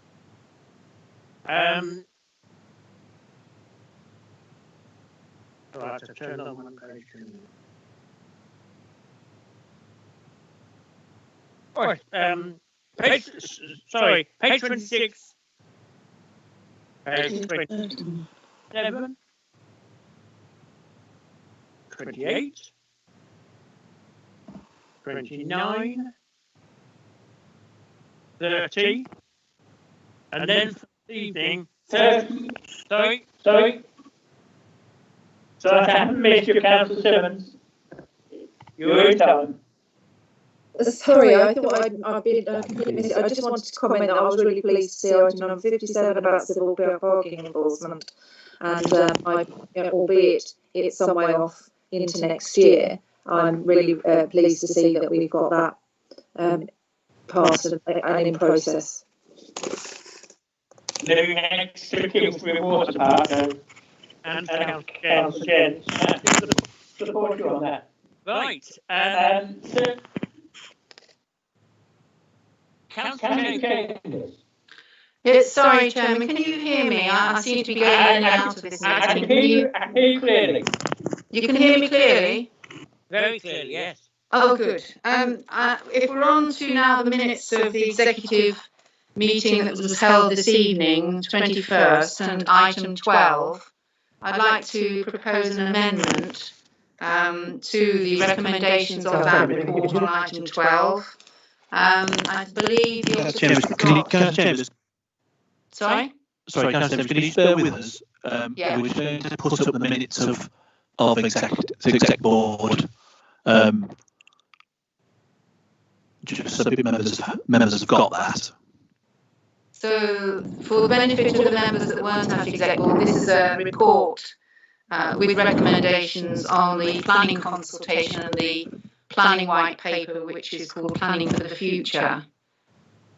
Mr. Mayor, I'd like to propose this amendment. Shall I read it out? Have we got it here? We're just waiting for it. The amendment. I can't really hear you, Mr. Mayor, at all at the moment. Oh, let me. No, I've got my microphone on. Okay. We're just so, is the amendment now visible to members? Not yet, but they're working on it. I can see Frantic working at a computer device. Okay. Shall I now, Mr. Mayor, read out the amendment whilst it's coming onto the screen? It's on the screen. Okay. So thank you. So the amendment reads, in addition to the two recommendations, a third addition, which is this, that the Chief Executive write to government and to our local members of Parliament expressing our opposition to this white paper and the reforms contained within it. and that this council believes in local decision making as part of the planning process, and that local people must always be at the centre of both local plan making and planning determination. Now, the reason I'm proposing this amendment is that I believe that although we got this report and concerns were expressed at the exec board about what the white paper contains, I feel it's really important that as a council we have a very clear position on what is being proposed, because this is the most fundamental change to the planning system for many years.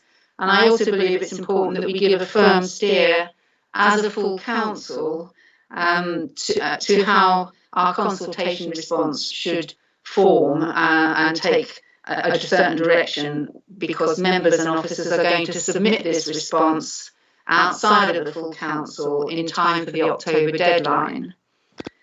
Now, the white paper states that the real problem, and I think we'd agree with this, is that there are nowhere near enough homes in the right place to meet the housing needs that we have as a country. We wouldn't disagree with that. But the problem is it then goes on to blame the planning system for these housing shortages. It goes even further than that, and it says the time has come to do what too many have for too long lacked the courage to do, and that is tear it down and start again.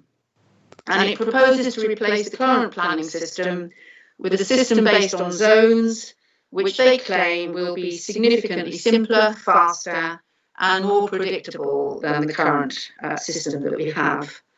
Now, there are three major problems, I think, with this white paper, which I'm suggesting is why we need to make a very clear statement of opposition. I think the most concerning thing is that it does nothing to address the elephant in the room, which is the really big problem, and that is that developers are not building houses even when they have planning permission. And it gives no extra powers to local councils to ensure that planning permissions do get built. And as the LGA and others have already signalled, it's not the planning system that's broken, it's the housing delivery system, because currently the number of new planning permissions which have been granted by councils have comfortably exceeded the government's annual target of building 300,000 houses per annum. And over more than 1 million homes which have been given planning permission over the last 10 years have yet to be built. Overall, councils like ours approve 9 in 10 applications which they receive. The second problem is that the white paper seriously downplays the important role of planning as a democratic process. Planning is a complex process that mediates between a whole number of different interests, local, national, social, economic, current and future generations and needs, but it does that fundamentally in the public interest. And what this white paper proposes is that local communities and councils like ourselves lose control over the final stages of the planning process. And as we all know, the devil is in the detail. That's where the real changes, good or bad, better or worse outcomes happen. Mr. Mayor, I've only served on our planning board for 1 year, but I believe that on the whole we can be proud of our record as a planning authority, and that wherever possible we have tried to use the instruments of planning and the democratic processes of engagement with local people for the benefit of our communities. And I also believe that the outcomes generally have been far better than if we hadn't been involved in these final stages of the planning process. And the third problem, as this report to the Exec Board points out in paragraph 510, is that this is a cake and eat it offer to developers. It's about giving developers greater certainty and freedom to do what they want once a site has been designated as a growth or renewal area. So we're now being expected to trust developers, and I'll list them, to provide beautiful buildings of high standard, to include enough affordable homes to meet local needs, to fund essential infrastructure such as schools, roads and healthcare facilities, to protect the natural environment and to help combat climate change. And yet, at the same time, it proposes to abolish sustainability appraisals and environmental impact assessments, at least if I've read it correctly. Mr. Mayor, I would suggest that if we are truly to fix our chronic housing shortages, then we certainly do need a different, far-reaching and more radical approach. But this white paper is not the answer. Local councils need to have restored to them the tools, the powers, the flexibilities and the resources to plan and deliver housing to meet local needs, and to have the resources to regenerate their neighbourhoods and villages and towns and to renew existing housing stocks. They need more freedoms to plan for and to deliver affordable quality homes, and to be more involved in the strategic planning and determination of housing numbers, rather than be centrally dictated. I therefore ask the Council to support this amendment, to make our position clear, which is that we should oppose the changes which are proposed in this white paper. Thank you, Mr. Mayor.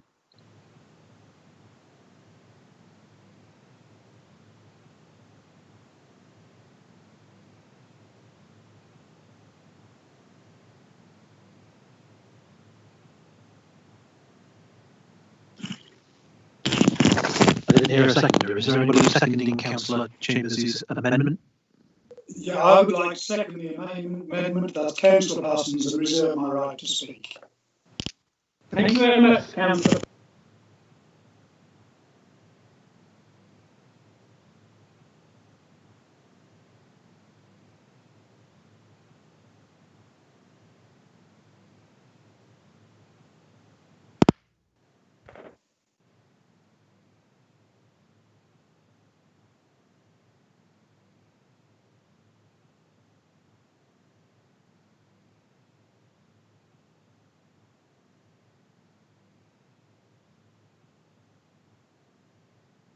Sorry, I was on mute. Councillor Riley, and then if there are no others, we'll go back to Councillor Parsons. Thank you, Mr. Mayor. I would just like to speak in support of the concept that is contained within this motion.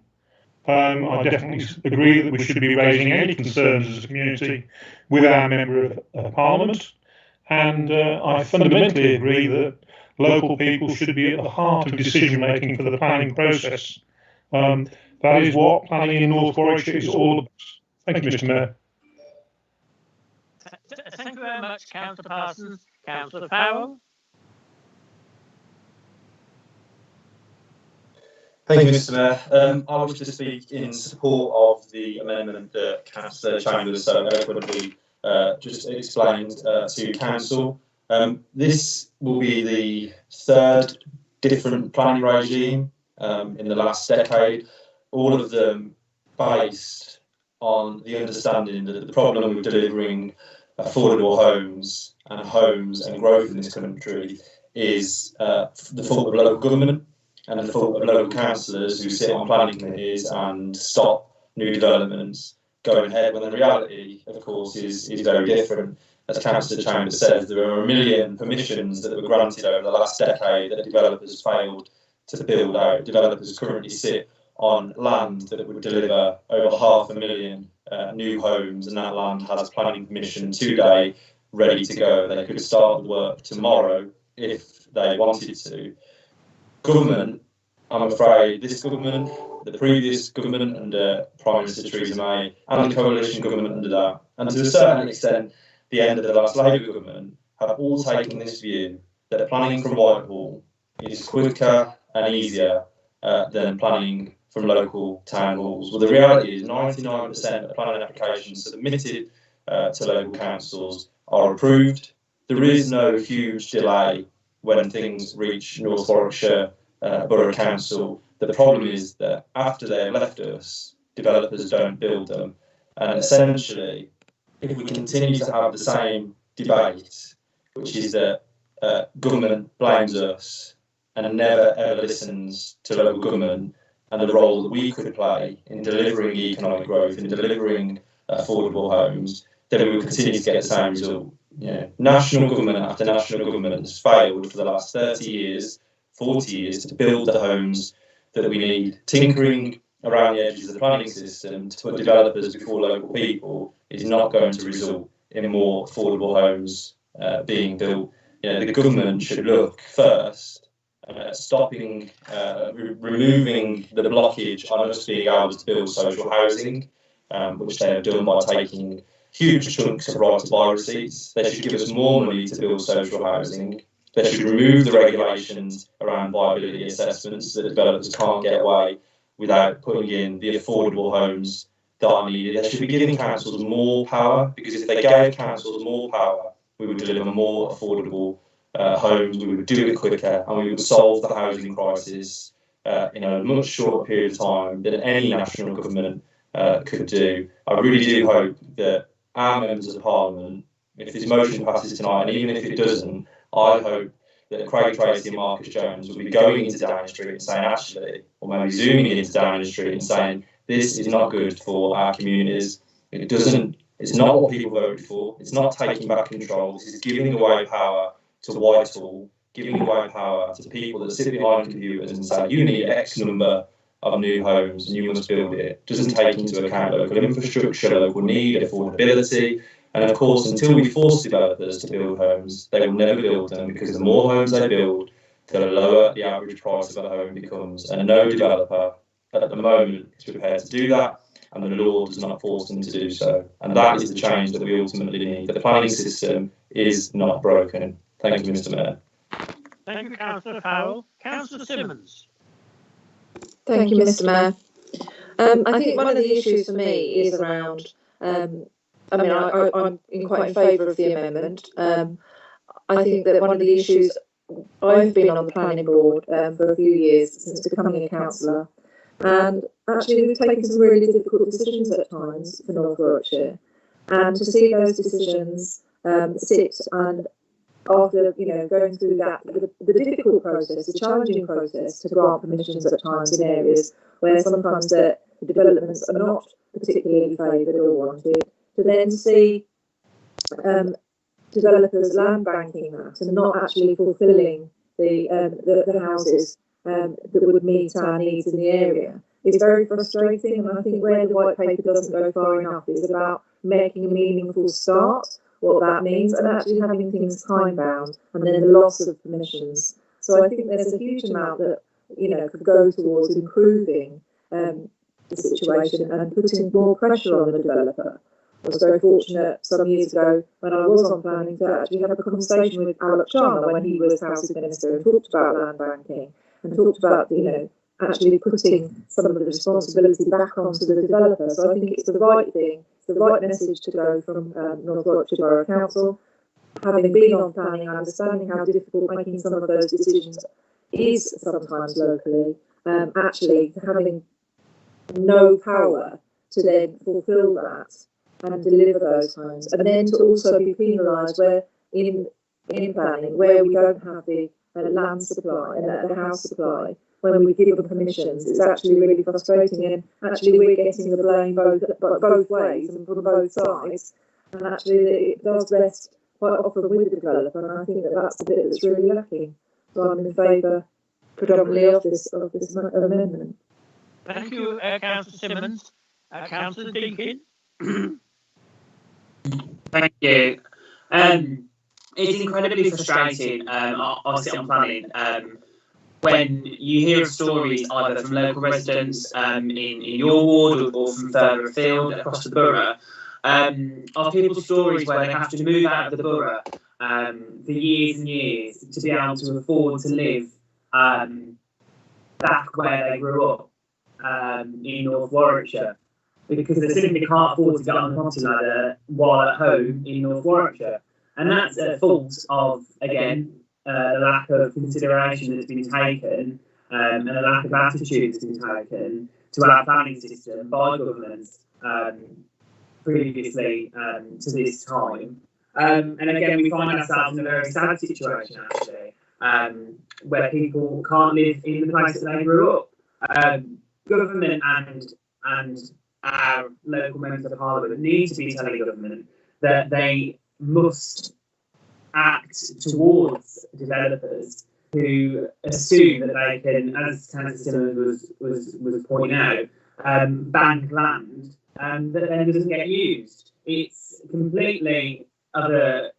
It's actually pretty horrible, and that's the best objective I can think of at the moment, because it ends up with the very sad situation that I just described, and people should be able to grow up in an area and live in that area when they grow up to be adults, if they so wish to, but yet they're stuck in a situation where that isn't possible, and it's becoming increasingly impossible over the past few years. So I hope that this does go a little way to addressing this issue, but I think that the onus is on our local members of parliament to make those representations more formally to government rather than this motion, because sometimes, more often than not, motions like this and consultations are often ignored. So I do think that it does lie with our members of parliament to make those representations.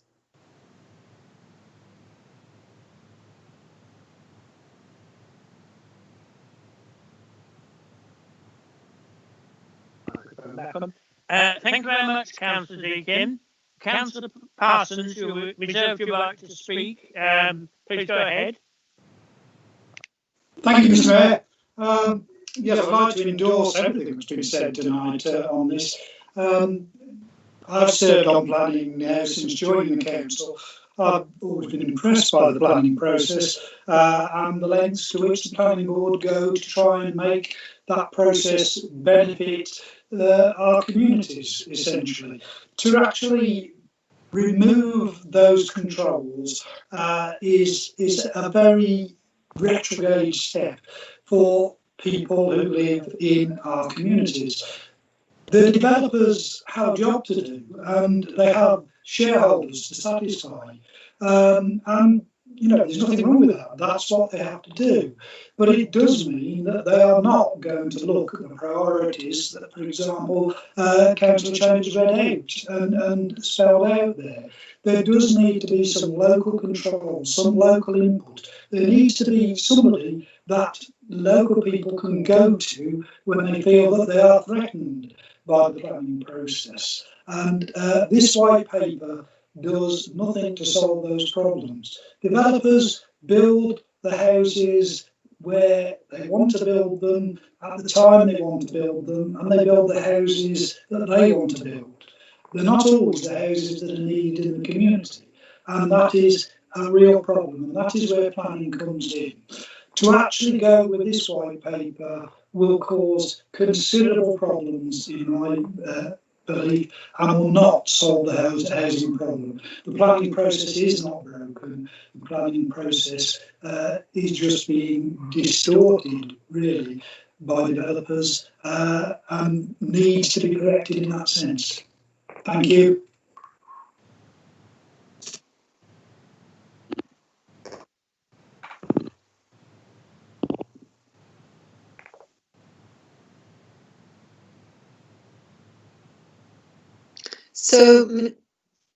Sorry, Councillor Chambers.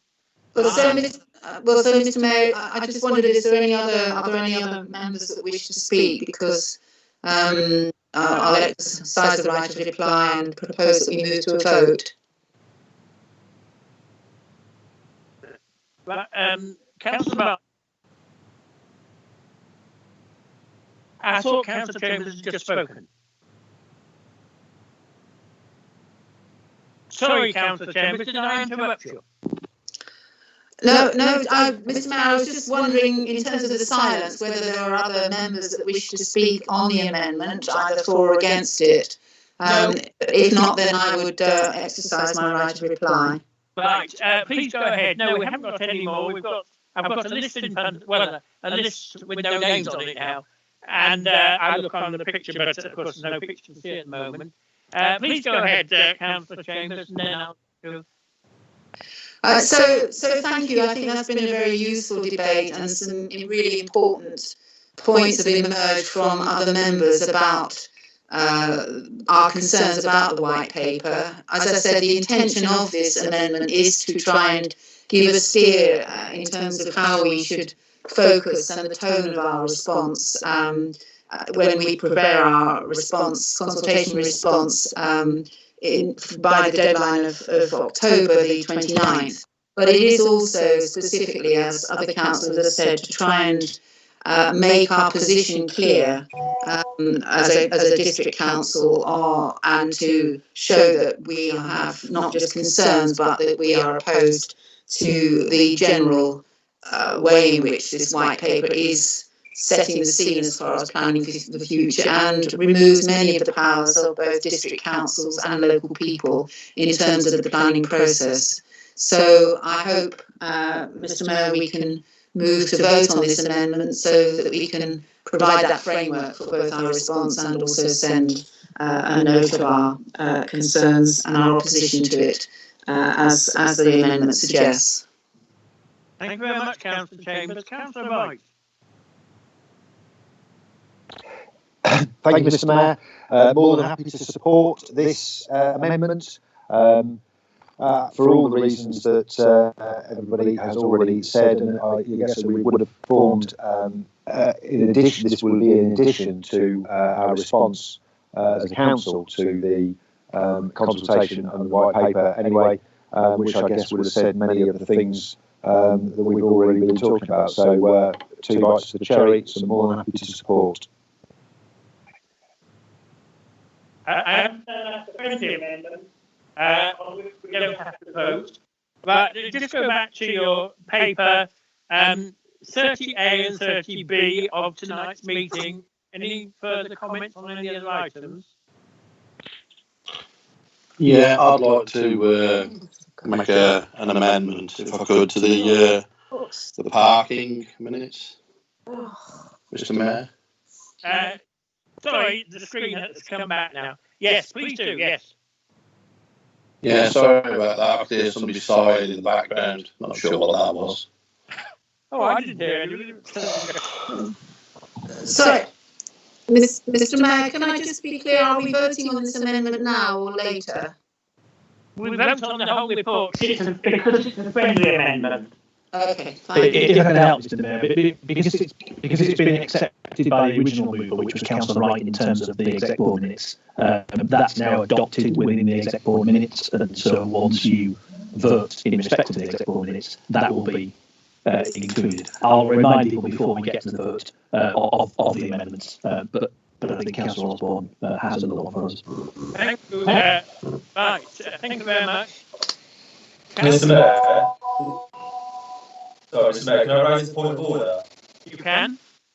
Yeah, I wonder, Mr. Mayor, given that we are broadcast live on Facebook, a member of this council has just been recorded and broadcasted saying, for F's sake, as an amendment is being proposed, that you might want to remind members that this is the democratic process. There are much worse oppositions to be on a council with. I think we only have to look at our near neighbours in the Bedworth to see what a disruptive set of councillors would do. We're trying, I think, to provide friendly, objective amendments, which is perfectly within our right to do, representing tens of thousands of residents across North Warwickshire who elected Labour councillors at the last election. And I do think it's worth pointing out, if you are going to make comments, just make sure you mute it, because everyone can hear it and replay it. And I don't think it was in the spirit that this meeting has been conducted in so far. Thank you, Mr. Mayor. Thank you, Mr. Farrell. There are 6 or 7 officers in this room, and we're all looking askance at each other. We hadn't heard the remark you referred to, but obviously, I do have much younger ears, Mr. Mayor. No disrespect to any of the officers. So. Well, from my hearing, anyway, thank you very much, Councillor Farrell. Have we, Councillor Osborne? Yeah, I'll try again, Mr. Mayor. I did hear it myself, but didn't want to go into the description that Adam's just given. It was quite clear.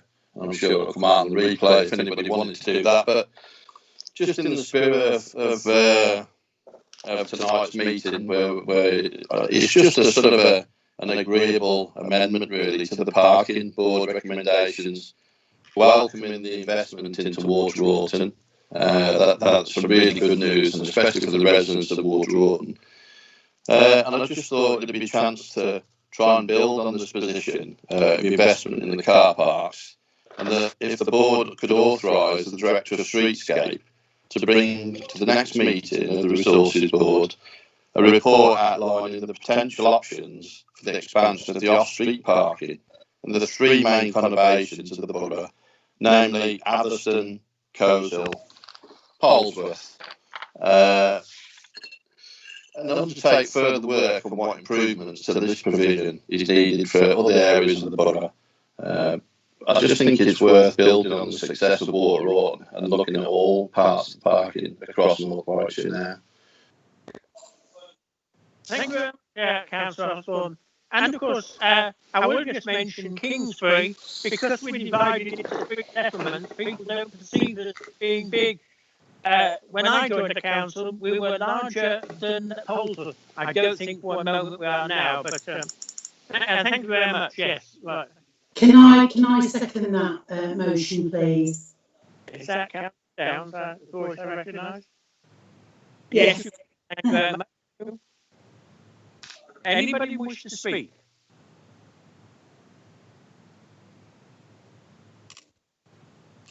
Right, Councillor Downs, back to you.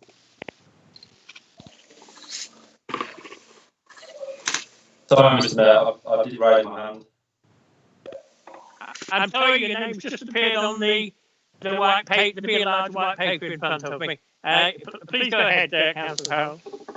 Yeah, thank you, Mr. Mayor. I want to speak in favour of the amendment.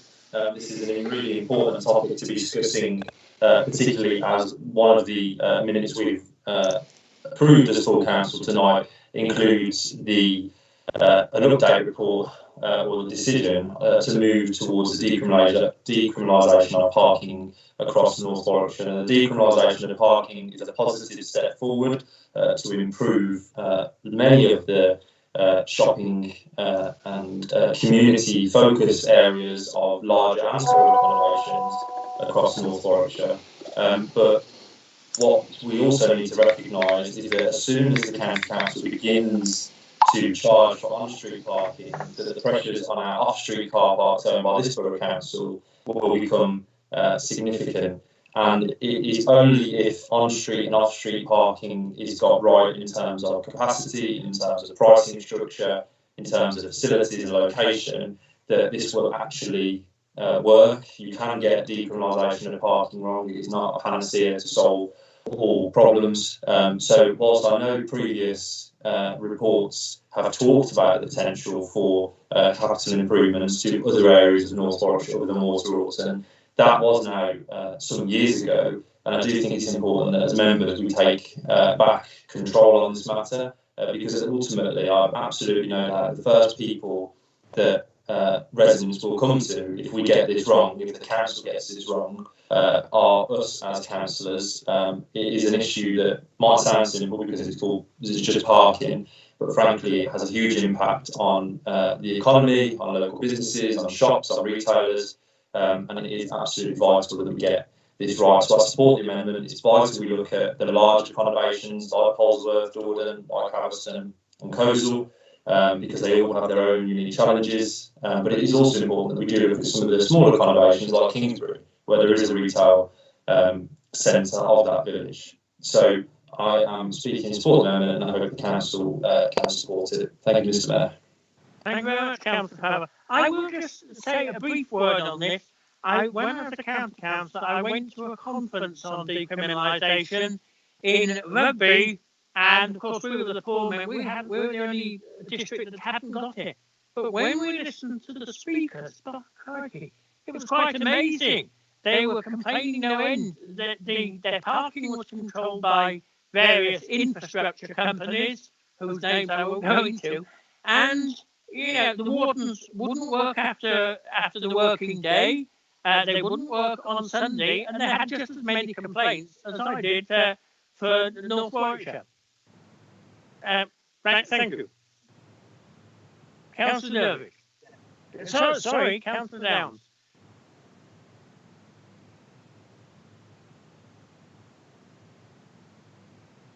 Thank you. Just to reiterate what everybody has said and fully support the motion. Thank you very much, Councillor Downs. Any other speakers? No. Right, return to Councillor Osborne.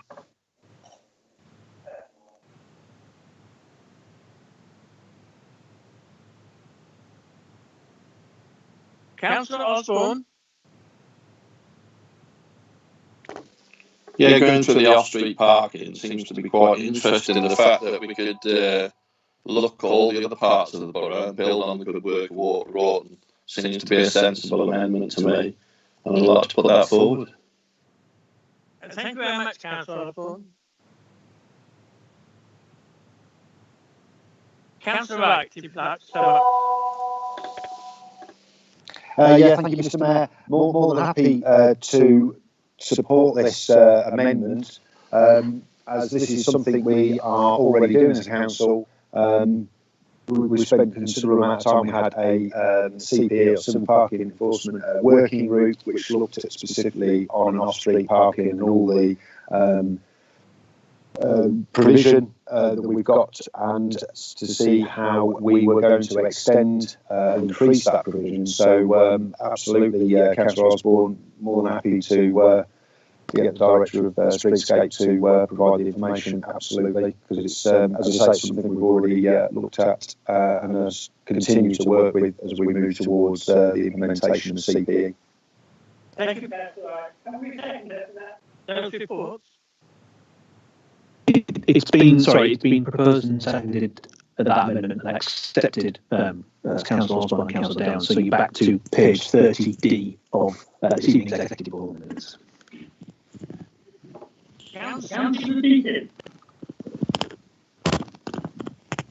Thank you. Just a point of clarification, really. I have to be really careful what I'm saying here, because it's so in this section of the minutes there is a censored version of amendments that were made at Resources Board to a confidential item. That item has been minority reported. The item, I as I understand it, will later come up in this meeting as another agenda item. Is that correct? Chief Executive. Yes, we're not at that stage yet. We're still doing exec board for this evening. We will come on to Resources Board after we've got through the exec board meeting this evening. So that's all right. So we're on 30D. Those pages now come up. So we're on 30D.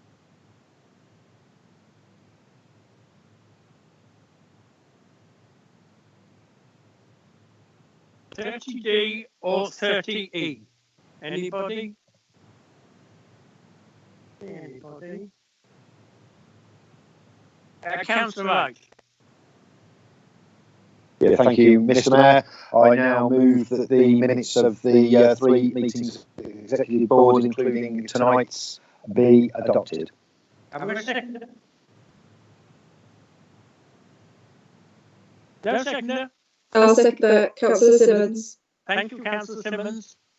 Right, and over to Mr. Tobin now.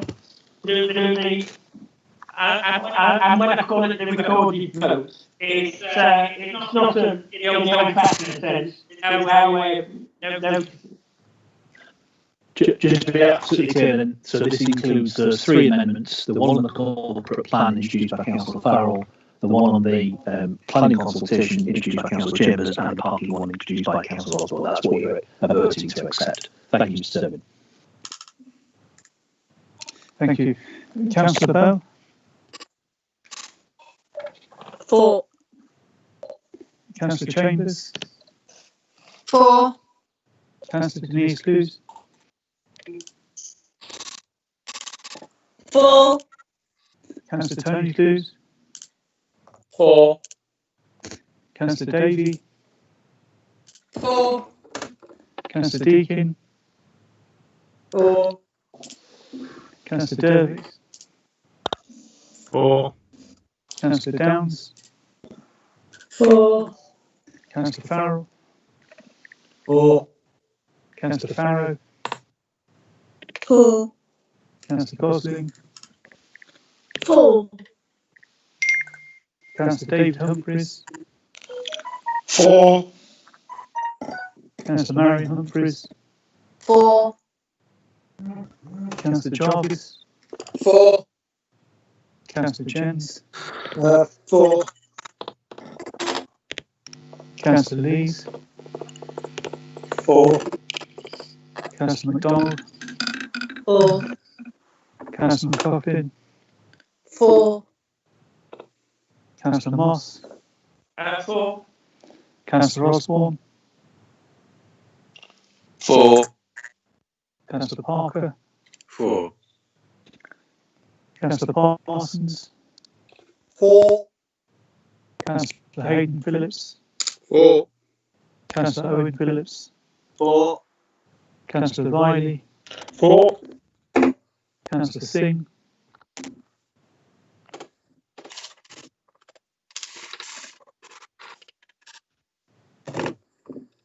Councillor Singh. 4. 4, sorry. Councillor Smith. 4. Councillor Simmons. 4. Councillor Andy Wright. 4. Councillor David Wright. 4.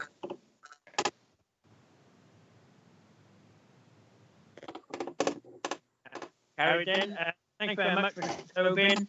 F is the final minutes, and they're from the 8th of September's Resources Board. Councillor Simmons. Thank you, Mr. Mayor. I move to that the minutes of Resources Board on the 8th of September be received. Have we a seconder? Councillor Davey. Thank you, Councillor Davey. Right, we'll go through them on pages. Page 31, 2, 33, 4, 35, 36. Councillor Farrell. Thank you, Mr. Mayor. Just a point of order or point of clarification on the same point that Councillor Deakin raised. So item number 16 has been minority reported. So any further amendments or discussion of that item should happen now or under item 9 of the agenda for council. I believe the advice I've been given No, is it's- on it's- item 9 it's- because it's in P&C. That's right. Cool. Thank you. Very much. Back then to Councillor Simmons. I move that the minutes of the Resources Board be adopted. Have we a seconder? I'll give a second that. Major Singh. Major Councillor Singh. Thank you, Councillor Singh. Right, that's fine. We'll get Mr. Tobin to call out the names and voting. Councillor Bell. 4.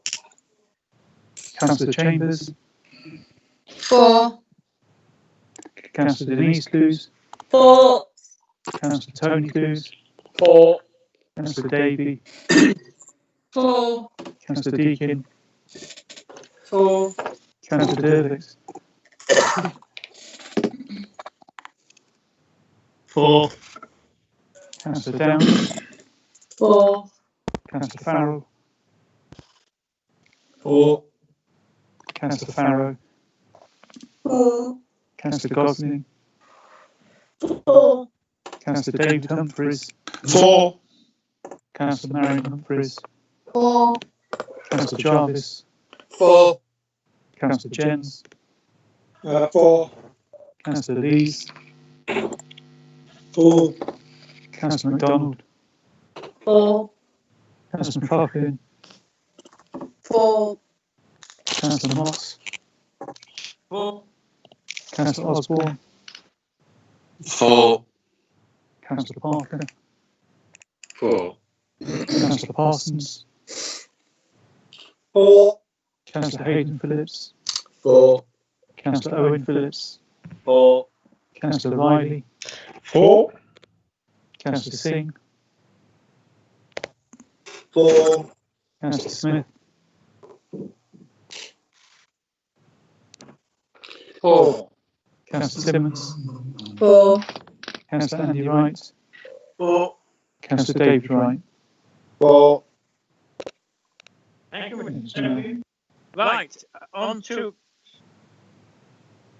yes. On now to item 7, which is notices of motion. We have 2 motions, one included with the agenda and one circulated last week.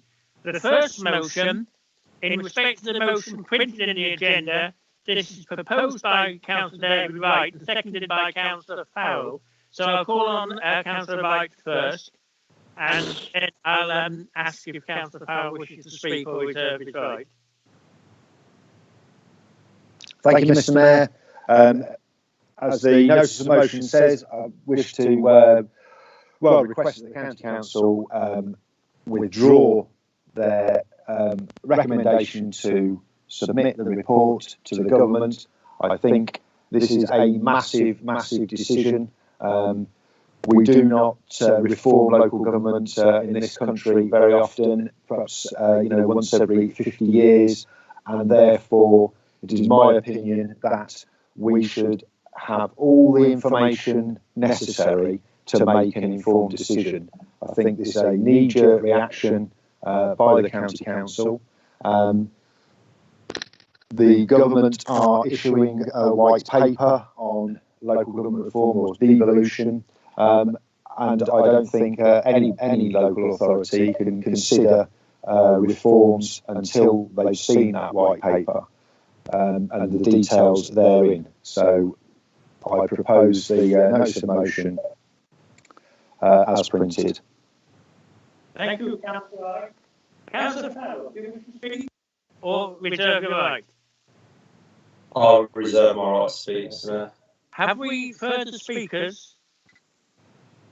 None come up on our various devices. Oh, we have Councillor Chambers. Yes, thank you, Mr. Mayor. I think this is possibly one of the best worded motions that I've seen on all the time that I've been a councillor in North Warwickshire. I think it's an excellent motion, and I think it's quite extraordinary that a public body like the County Council can so fast track the change that they want, which is to move to a single unitary authority, without even having had sight of what's going to be in the white paper on government reform. And I find it extraordinary in terms of the democratic process and the traditions of local government that they should have done this and done it without really any nod or acknowledgement of the role of district councils with whom they have had a partnership, good and bad, over so many years that they have just forged ahead and wish to push this change through in this way. Thank you very much, Councillor Chambers. Councillor Derbyx. Thank you. I need to choose my words very carefully here because I'm a county councillor as well, and I want to make it clear that I am not declaring what my views are on this decision that the county council is debating tomorrow, in fact. But I would like to say about this motion that it gives us the opportunity to find out all the facts about different options, and it gives the opportunity for the community and other partners, including this council, to find out further information and to debate it properly before any decision is made, and therefore without prejudice to what my decisions are. I think that this gives us a way to move forward with this, and I would support this motion in its efforts to give us the full information before any decisions are made. Thank you very much, Councillor. The Parsons I have next.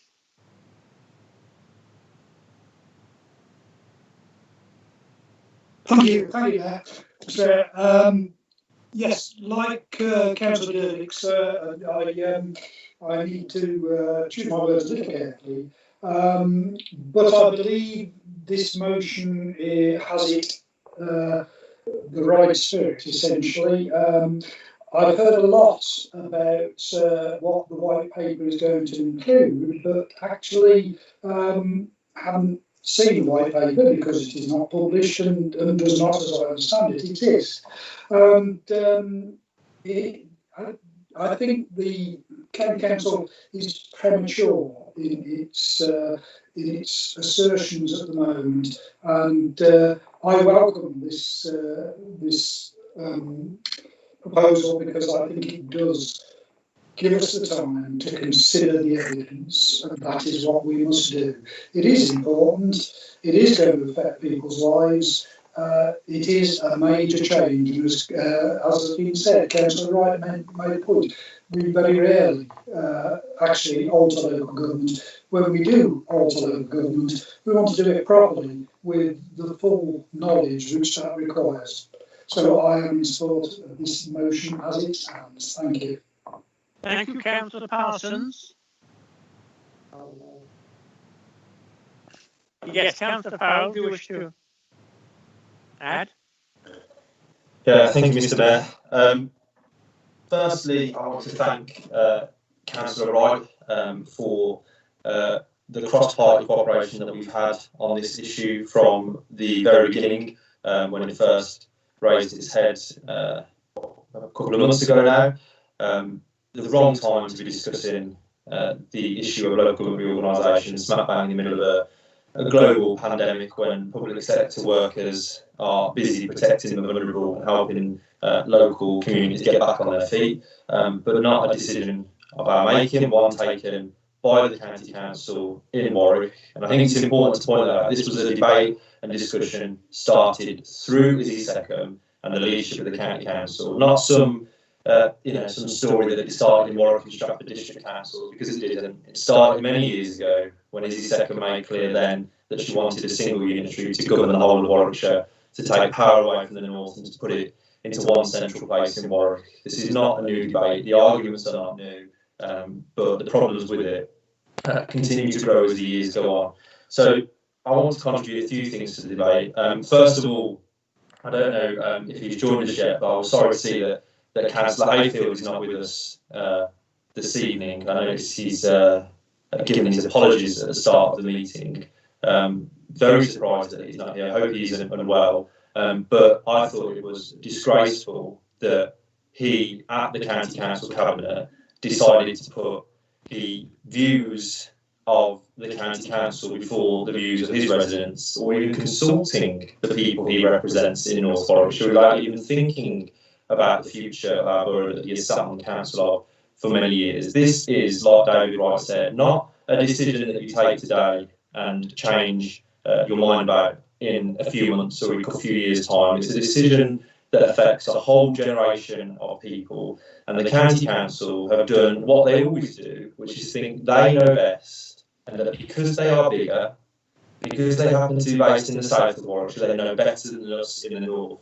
Well, the reality is the County Council, and I said this to their cabinet meeting just a few weeks ago, have had decades of opportunity to level up Warwickshire, decades to improve our schools, decades to improve our roads, and it has never ever happened. Why would I want a failing County Council to represent and run all of the services that my residents in Polesworth East rely on? The County Council, as it is, fails to provide us with a full-time library, fails to put our street lights on at night, fails to even put double yellow lines down on a tiny bit of a bridge that we've been campaigning for years. This is not a County Council that's responsive to residents, that's going to level up our borough or our county. The best way to do that is to have democracy designed from the bottom up, so local people have their say, so that councils are run closer to local people, not from some distant county unitary based in Warwick. The report that the county had produced, without proper involvement, without any real involvement from districts and boroughs who deliver the majority of frontline services to the majority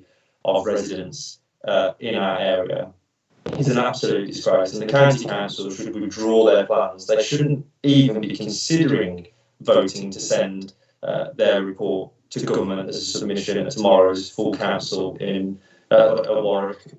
This is a disgraceful attempt to subvert democracy. Izzy Seckham should be ashamed of herself. She does not represent the people of Polesworth. I don't think she represents the people of North Warwickshire's views, and no one can know if she does or she doesn't, because she's ploughed on regardless without asking anyone what they think. She does not know everything, and I don't think this council should afford her the opportunity to send this on to government, because this is not the view of local councillors within Warwickshire. Thank you, Mr. Mayor. Thank you very much, Councillor Powell. I had another speaker who's now withdrawn. So, Councillor Rice. Sorry, Mr. Mayor. I had my hand raised. I didn't intend to lower it. It's just a point of information, really. I've spoken once, but I will use my discretion. It's a quick point of information. Yes. Okay, thank you. Councillor Farrell has made many statements there, and I agree with practically every one of them. But he has stated that the county council, has made this decision. And I would like to underline the fact that the council has not yet made this decision. It has been made by Councillor Seckham and her cabinet, and it has not been brought to the rest of the councillors to even think about until tomorrow.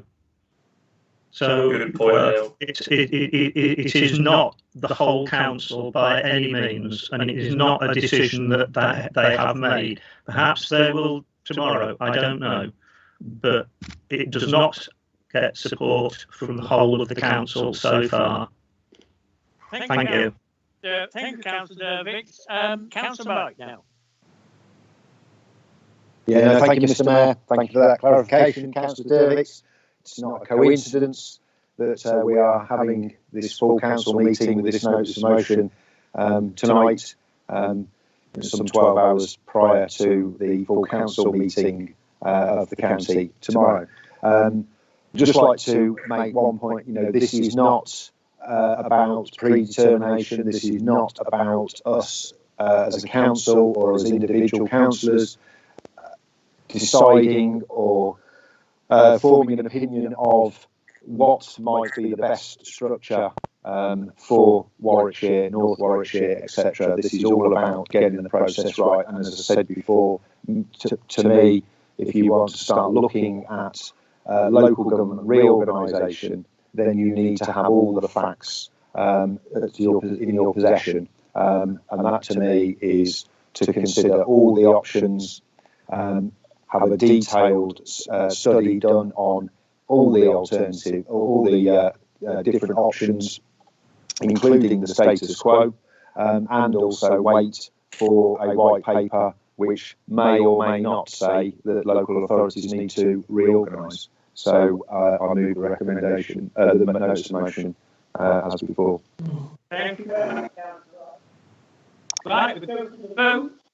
I'll ask Mr. Toby to call your names out. Councillor Bell. 4. Councillor Chambers. 4. Councillor Denise 2. 4. Councillor Tony Hughes. 4. Councillor Davey. 4. Councillor Deakin. 4. Councillor Dervix. 4. Councillor Downs. 4. Councillor Farrell. 4. Councillor Farrow. 4. Councillor Gosling. 4. Councillor David Humphreys. Come on. 4. Councillor Marion Humphreys. 4. Councillor Jarvis. 4. Councillor Jens. Yes, 4. Councillor Lees. 4. Councillor MacDonald. 4. Councillor McLaughlin, 4, Councillor Moss, 4, Councillor Osborne, 4, Councillor Parker, 4, Councillor Parsons, 4, Councillor Hayden Phillips, 4, Councillor Owen Phillips, 4, Councillor Riley, 4, Councillor Singh, 4, Councillor Smith, 4, Councillor Simmons, 4, Councillor Andy Wright, 4, Councillor David Wright. 4,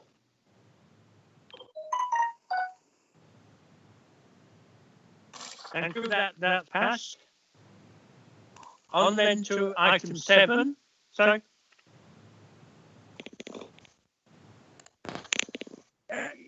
Yes. Item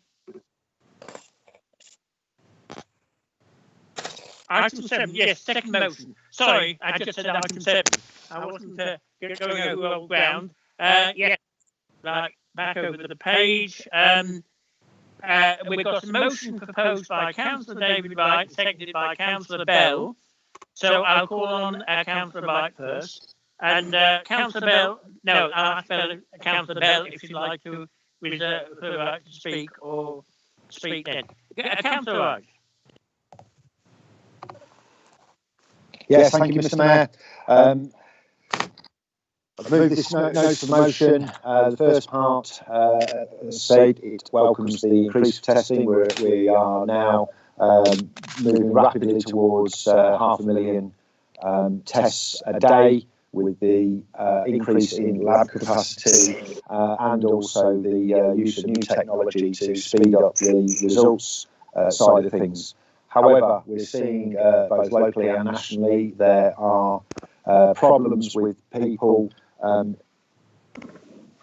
obtaining an appointment to get a test that have either been told to do so or need to because they're showing symptoms, because we are seeing more and more people that are do not have any symptoms routinely going for a test, and I think that is causing problems. So I just think, as the notice of motion says, some more stringent control on that. And the second part of the notice of motion, just think there needs to be some joined up thinking and a sort of common approach across the education system to provide physical education of some type to all children.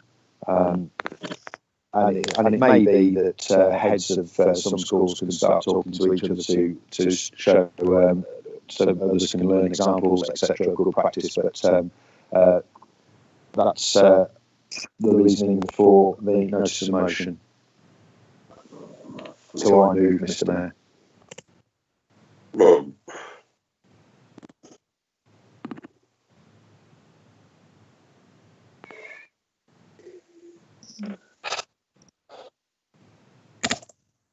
Councillor Bell, do you wish to speak? Sorry. Mr. Mayor, yes, I will second and reserve my right to speak. Thank you. Any other councillors? Oh, yes. My hand up. Yes. I've got Councillor Chambers, Councillor Simmons, Councillor Downs, Councillor Jarvis and Councillor Deakin. So I'll start with Councillor Chambers. Sorry, Mr. Mayor, I've lowered my hand given all the other hands that have been put up. So I'll reserve my right to come back at a later point. Thank you. Chambers, right then. Councillor Simmons? Yes, thank you. Just in support of the motion, really, I think we all appreciate that testing. We need to have greater testing, and we need to be able to test more people in our borough because of the situation that is ongoing and escalating daily. Obviously, we've been made aware that the important part of testing is within about 5 days of symptoms. So, and the most effective point of testing. So, actually, testing people without symptoms at the moment is perhaps causing some issues.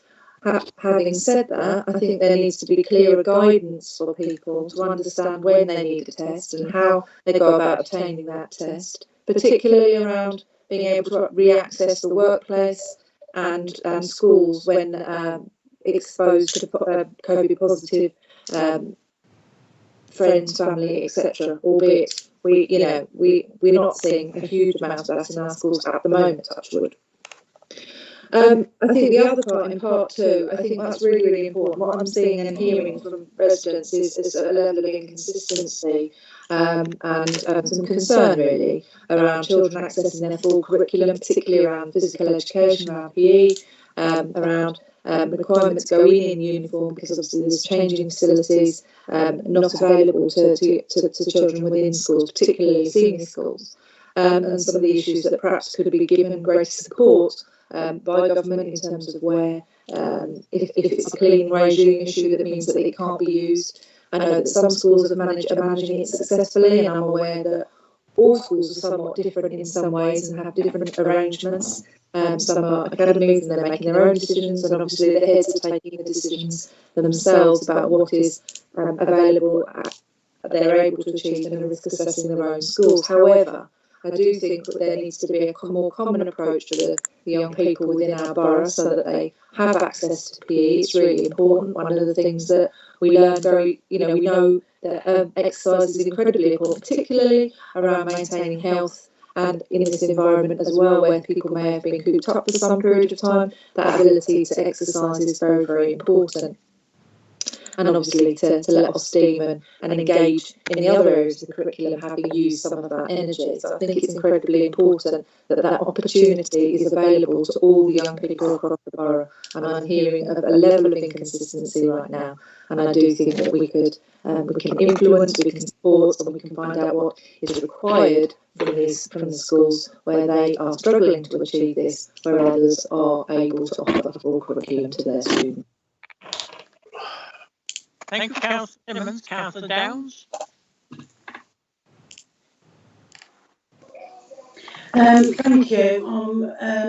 I'm just a little bit concerned that we're under the illusion that you need symptoms. You don't actually need symptoms.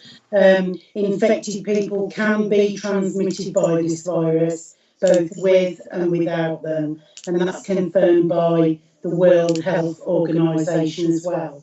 Also, what concerns me is we're coming into the flu season, and I just think we will confuse the community even further.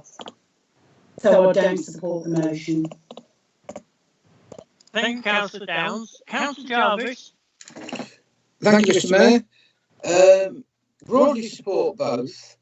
My concern on the second one is that, yes, schools are different, some are, some aren't providing the PE.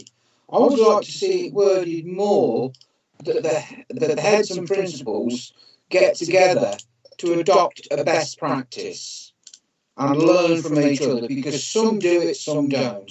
So I'd like to see just a tad more towards the best practice, that all the heads and principals get together to do whatever is the best for everyone. Thank you, Mr. Mayor. Councillor Jarvis. Councillor Deakin.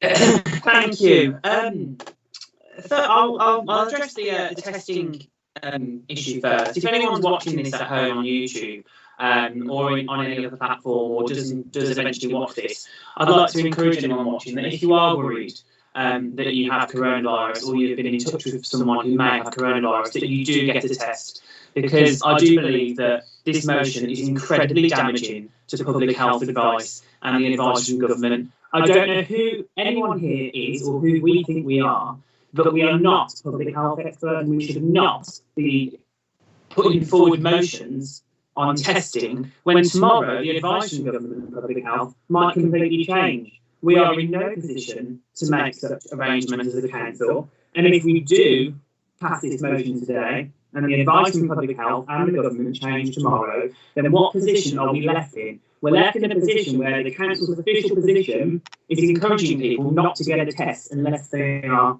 symptomatic. previously, in the pandemic, you were only told to get a test if you had a cough, a high temperature, or a high temperature, a new continuous cough and a high temperature. Symptoms were later added related to loss of taste and loss of smell, which you now can get a test for. Well, you can get a test anyway. I had COVID-19 before loss of smell was an official symptom, but luckily I had other symptoms, which meant that I could say I've got a coronavirus symptom and I'm going to get a test.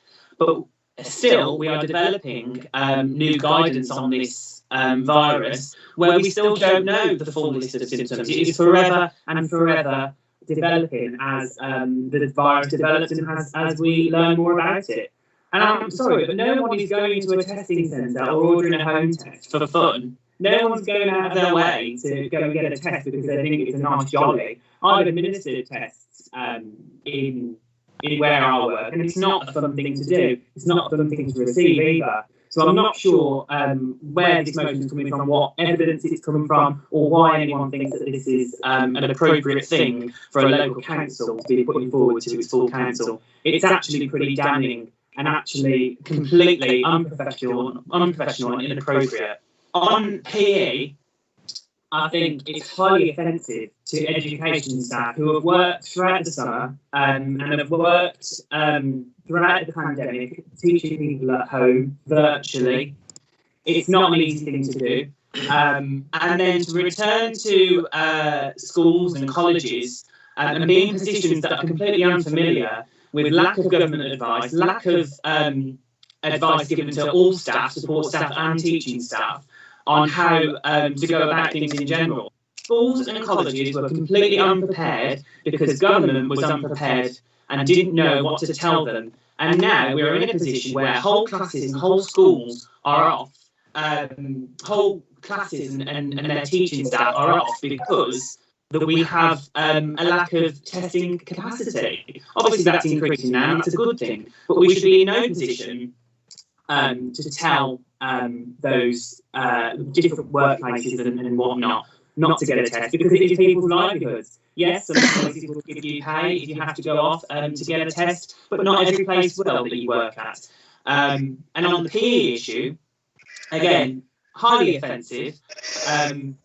These teachers and these support staff have been off from their actual workplace for quite a long time, and are now being told, come on, why aren't you teaching PE? Out of all the issues that you could have picked on to make a motion about, PE is not one of them, and there's also not enough evidence to suggest that this is a widespread issue, that PE isn't happening. In fact, the complete opposite is true. PE is taking place in our schools in Warwickshire at a pretty normal level. There is such a lack of evidence being provided here for this issue that it's actually, I don't know what came upon the people who decided to write it. Did you just think, oh, I know I've heard a few things nationally about testing issues, and I've heard maybe one school or two is struggling to conduct PE because of the strict coronavirus restrictions in schools and colleges. I know we'll make a motion about it. It's completely offensive and highly unprofessional, and I would ask very seriously that the administration and councillors who are supporting this motion go away from this meeting, perhaps adjourn for 5 minutes, and consider withdrawing it. Thank you, Councillor Deakin. Councillor Gosling. Yes, so thank you. I'm going to echo very much what Jack has already said. In that, I think one of the most dangerous phrases out there at the moment is there's no evidence for. And it makes it seem as if these things are safe, so there's no evidence to show that children transmit the virus, there's no evidence for whatever it is that people choose, whereas actually it's an incredibly dangerous phrase. There's no evidence for simply means we don't know. There is a woeful lack of evidence at the moment. And I think this is a statement which demonstrates that. There is a woeful lack of evidence that shows us that this is even existing. Where the evidence does come into play is that it shows us that 12.7% of transmissions are actually pre-symptomatic. So about an eighth of people who are spreading the disease have no symptoms or are pre-symptomatic. You would, with this motion, completely and utterly negate an eighth of the population who are transmitting the disease from testing, which is just ridiculous and definitely not going to assist us in bringing down R. On the issue of schools, I've run a tiny educational assessment of 12 children in one room. I have a 35-page risk assessment, which I have already edited 4 times since the start term.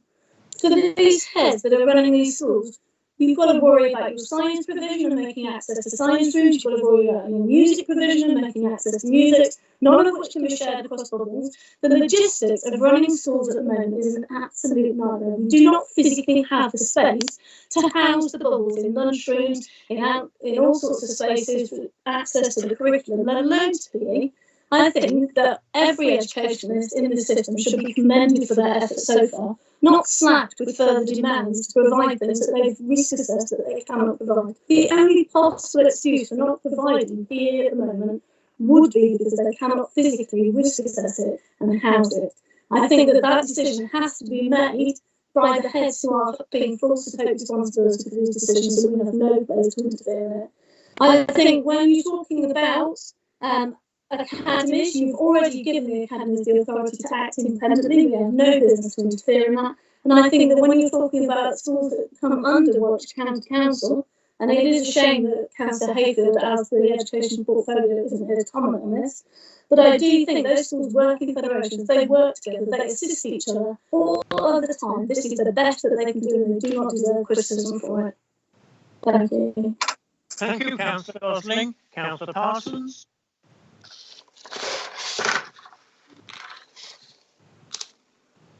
Thank you, Mr. Mayor.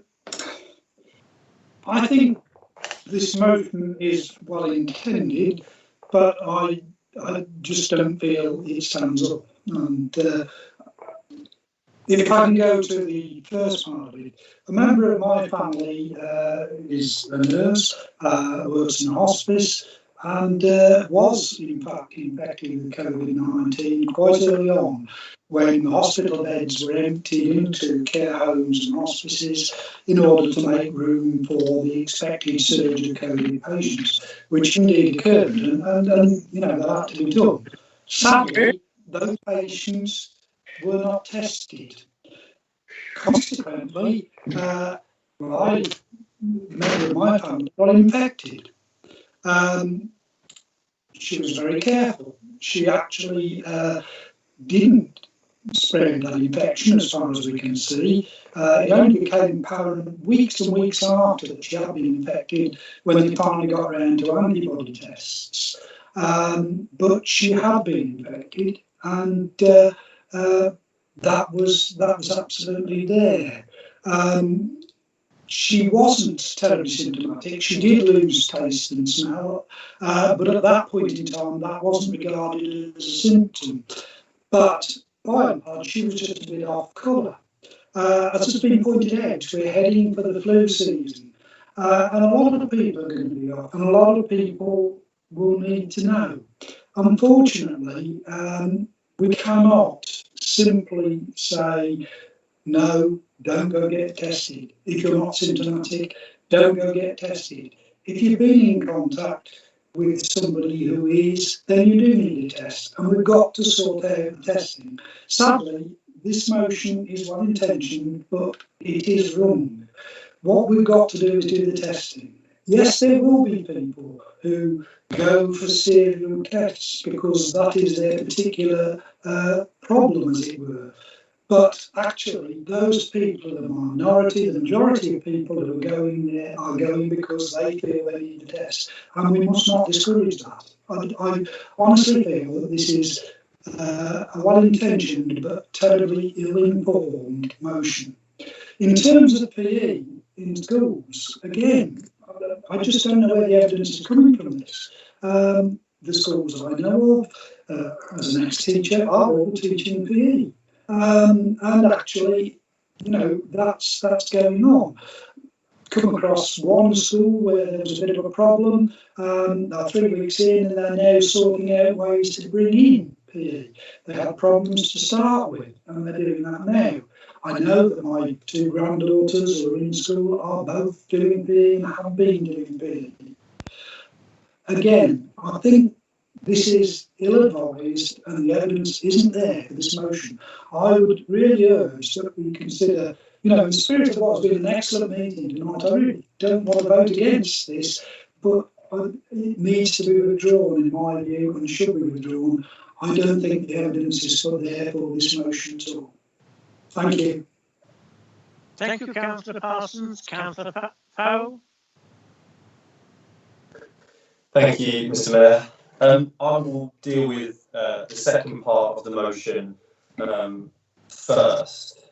But before that, this is an ill-informed motion that evidence does not back up.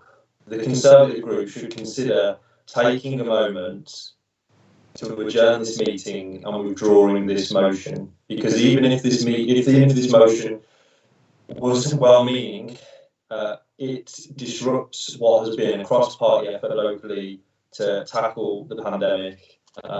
Cross-party support has been achieved for almost everything that's happened locally, and it risks putting a big divide between us, the public, and between schools. Now, in relation to the second part of the motion, I think it is disgraceful that as a council we would even consider criticising key workers like teachers, many of whom have been at work for the whole of this pandemic, teaching the kids of other key workers, as well as helping educate our young people online, dealing with the exams fiasco that was none of their causing, none of their making, and then spent an awful long part of the summer helping prepare to safely allow our kids to return to education. So when this motion was published last Monday, I got in touch with every single head teacher of every school in North Warwickshire. I sent them a copy of the motion that was being proposed and asked them if they had any response to whether or not they were providing PE.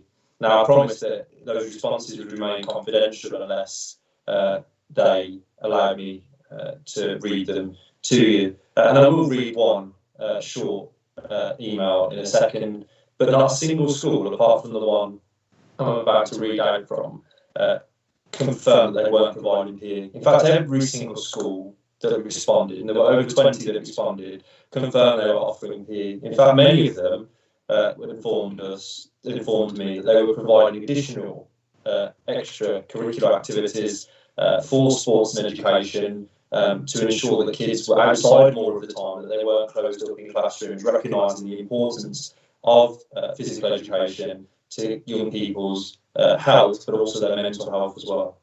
Now, the one school I found that isn't providing PE is Kingsbury School. And this was a response to the Kingsbury head teacher. If I'm honest, I am dismayed and disappointed that the council will consider making this request without the facts or the reasoning. The practicalities of running PE are complex. Lengthy risk assessments and guidelines are now available, but the distribution of these guidelines is often released at short notice, and time is of course required to put measures into place. Due to the separation of year groups in our school, we have had to split lunch times and utilise the indoor and outdoor PE space as lunch zones. This has removed the space required for delivering PE, and we do not have the necessary funds to create temporary teaching space in our oversubscribed schools. Due to the lockdown period and difficulties, many students have been trying to adapt to independent learning. We have introduced learning to learn sessions for the first few weeks, and because there is an intention to deliver PE at some point, lessons were still scheduled, but our PE staff delivered learning to learn sessions instead. This has provided time to ensure that our students are prepared to learn independently in the unfortunate event of having to go into another lockdown or close down a year group. This will have a long-term impact on how our students view learning. Finally, we have introduced many new guidelines and safety measures, as you can imagine, and we have made the conscious decision to delay the start of PE so we can monitor and adapt our arrangements before taking the next steps. But the email goes on to say that now they're into week 3 of the term, they have begun to reintroduce PE to their students. And that is the difficulty with this motion. It assumes that everything is black and white, and it is highly disrespectful to the hundreds of teachers working in North Warwickshire and the thousands of students who are adapting to a new way of learning, that this council would seek to pass a motion that is not constructive because it doesn't offer individual support. If they wanted to offer support to Kingsbury, they could have rang the head teacher and offered the support they needed. They could have offered the borough council facilities. They could have offered transport to nearby outdoor spaces. There could have been lots of things this council offered, this administration offered, if it really wanted to be constructive in its approach. This is not a constructive motion, and the Conservative group should withdraw it. In relation to the first part of the motion, it is factually wrong. Half of what has been said by the leader of the council tonight is factually wrong. We are approaching 500,000 tests. Is a factually inaccurate statement. We are not approaching 500,000 tests a day. We're not approaching anywhere near that. In fact, I'll read out some figures that show why we're not approaching anywhere near that figure. But whilst the testing capacity is not the issue here, the motion is factually incorrect. These are the figures for the last 3 days of testing. Capacity, 252,509. Number of tests carried out, 233,199.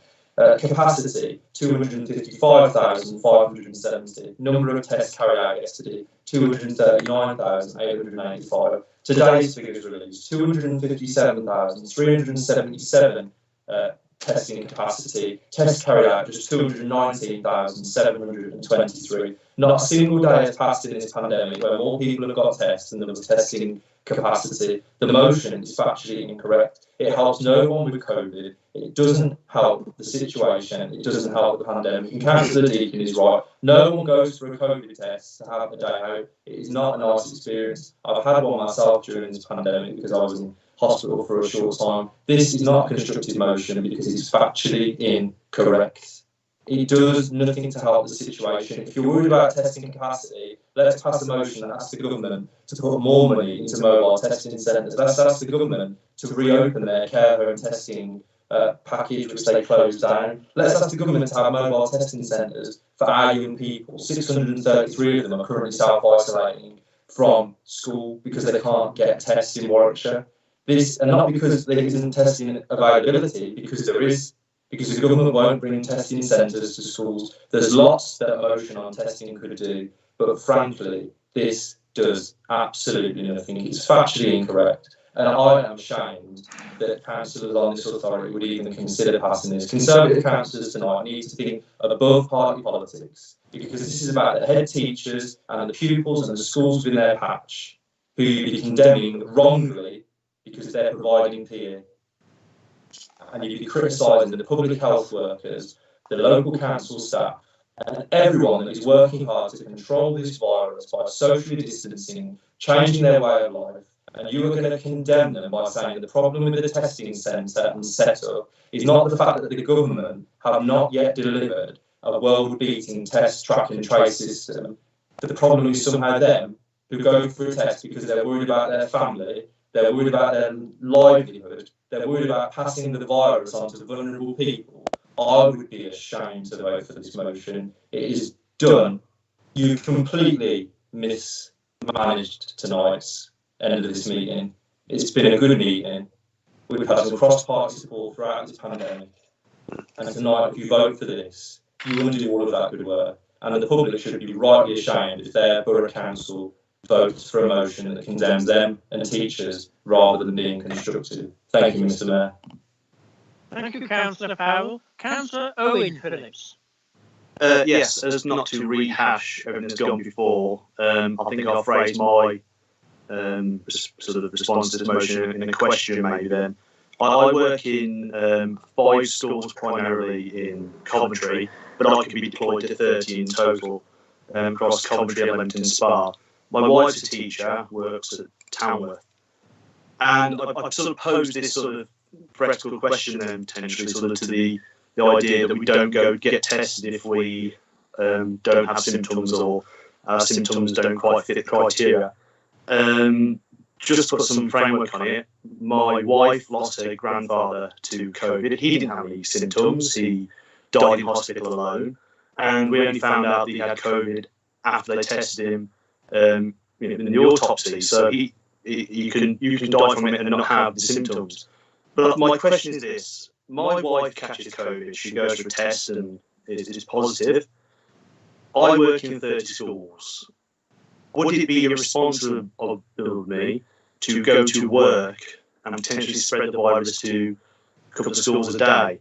But at the same time, I can't take time off without losing pay. So surely the solution would be to have better testing, so that I could get a test and either be proven positive or negative, instead of taking a gamble against going and infecting more people. Now, obviously, I would self-isolate. I would not endanger any of the schools I work in. I would take the hit and hope that my manager would meet me halfway and use some holidays or something. But I'm very, very lucky. I have a contracted job. I'm paid reasonably well. My wife's a teacher, and we're paid reasonably well, and we have a small mortgage. We can take a small hit. There are people out there that have 0 contract hours jobs. There are people out there that have very badly paid jobs. They will just go to work.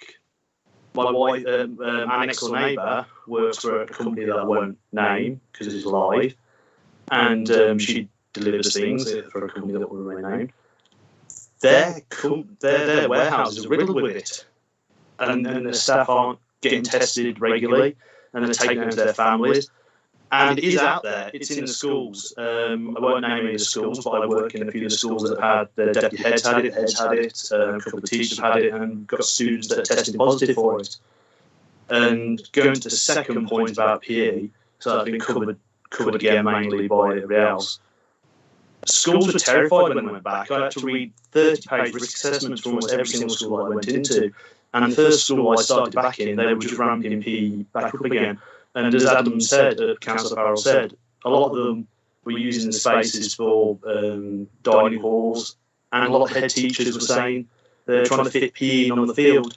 And I think it's wrong to be telling schools, especially moving into the bad weather, that we should be making you do PE against your risk assessments, or certainly making you do PE, because people have to do it inside. Children will be breathing heavy, and they can spread it. And one of the, it's not a great thing about the virus, but one of the nice, I've got children, but it's nice to know that it doesn't infect children and hurt them like it can an adult and an elderly person. But children will be running around and breathing heavily and potentially infecting people like me or like my wife. So the idea of saying you're not doing your best, you're not trying hard enough, I think is mildly offensive. And I'm not going to hammer that point over and jump down it. I think we should have this removed from the agenda and have this taken away. Thank you. Thank you, Councillor Owen Phillips. Councillor Chambers. Thank you, Mayor. Given all the discussion, I'll try and be brief. I do regret that this motion has come to us tonight in the way that it has, and that it is worded in the way that it has. I just want to talk about the first part of this, which is basically the spirit of what this says is that the national test and trace system could be improved if there were more stringent controls on the people that haven't got symptoms and aren't eligible, not going for testing. Well, actually, I know that Matt Hancock at one point said that 1 in 4 of the people coming forward were not really eligible for testing because they didn't have symptoms.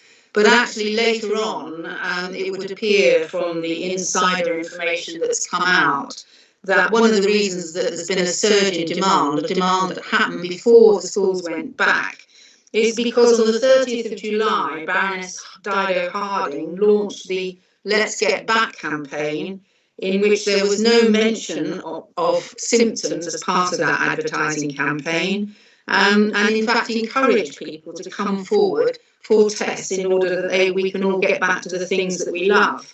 Matt Hancock himself tweeted on July 21st, if you have symptoms of coronavirus, or if you have any doubt, get a coronavirus test.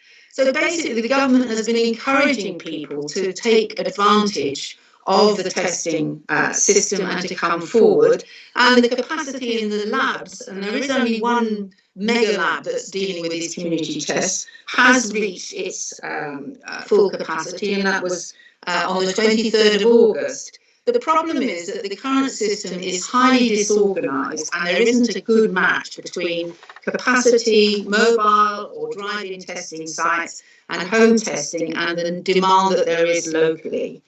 And this is causing immense anger and frustration to our residents. I won't go into the details of a resident that told me how she spent a week trying to get a test for her 8-year-old who'd gone back to school and developed the classic symptoms of COVID and what happened and where she was asked to go for a test. But the system is currently in chaos in terms of its organisation. I dispute that the reasons there are problems is because people are coming forward who are ineligible for tests because they don't fulfil the symptomatic the requirements of having symptoms. There is no evidence of this. There's no formal count or data that we can look to actually to validate this claim.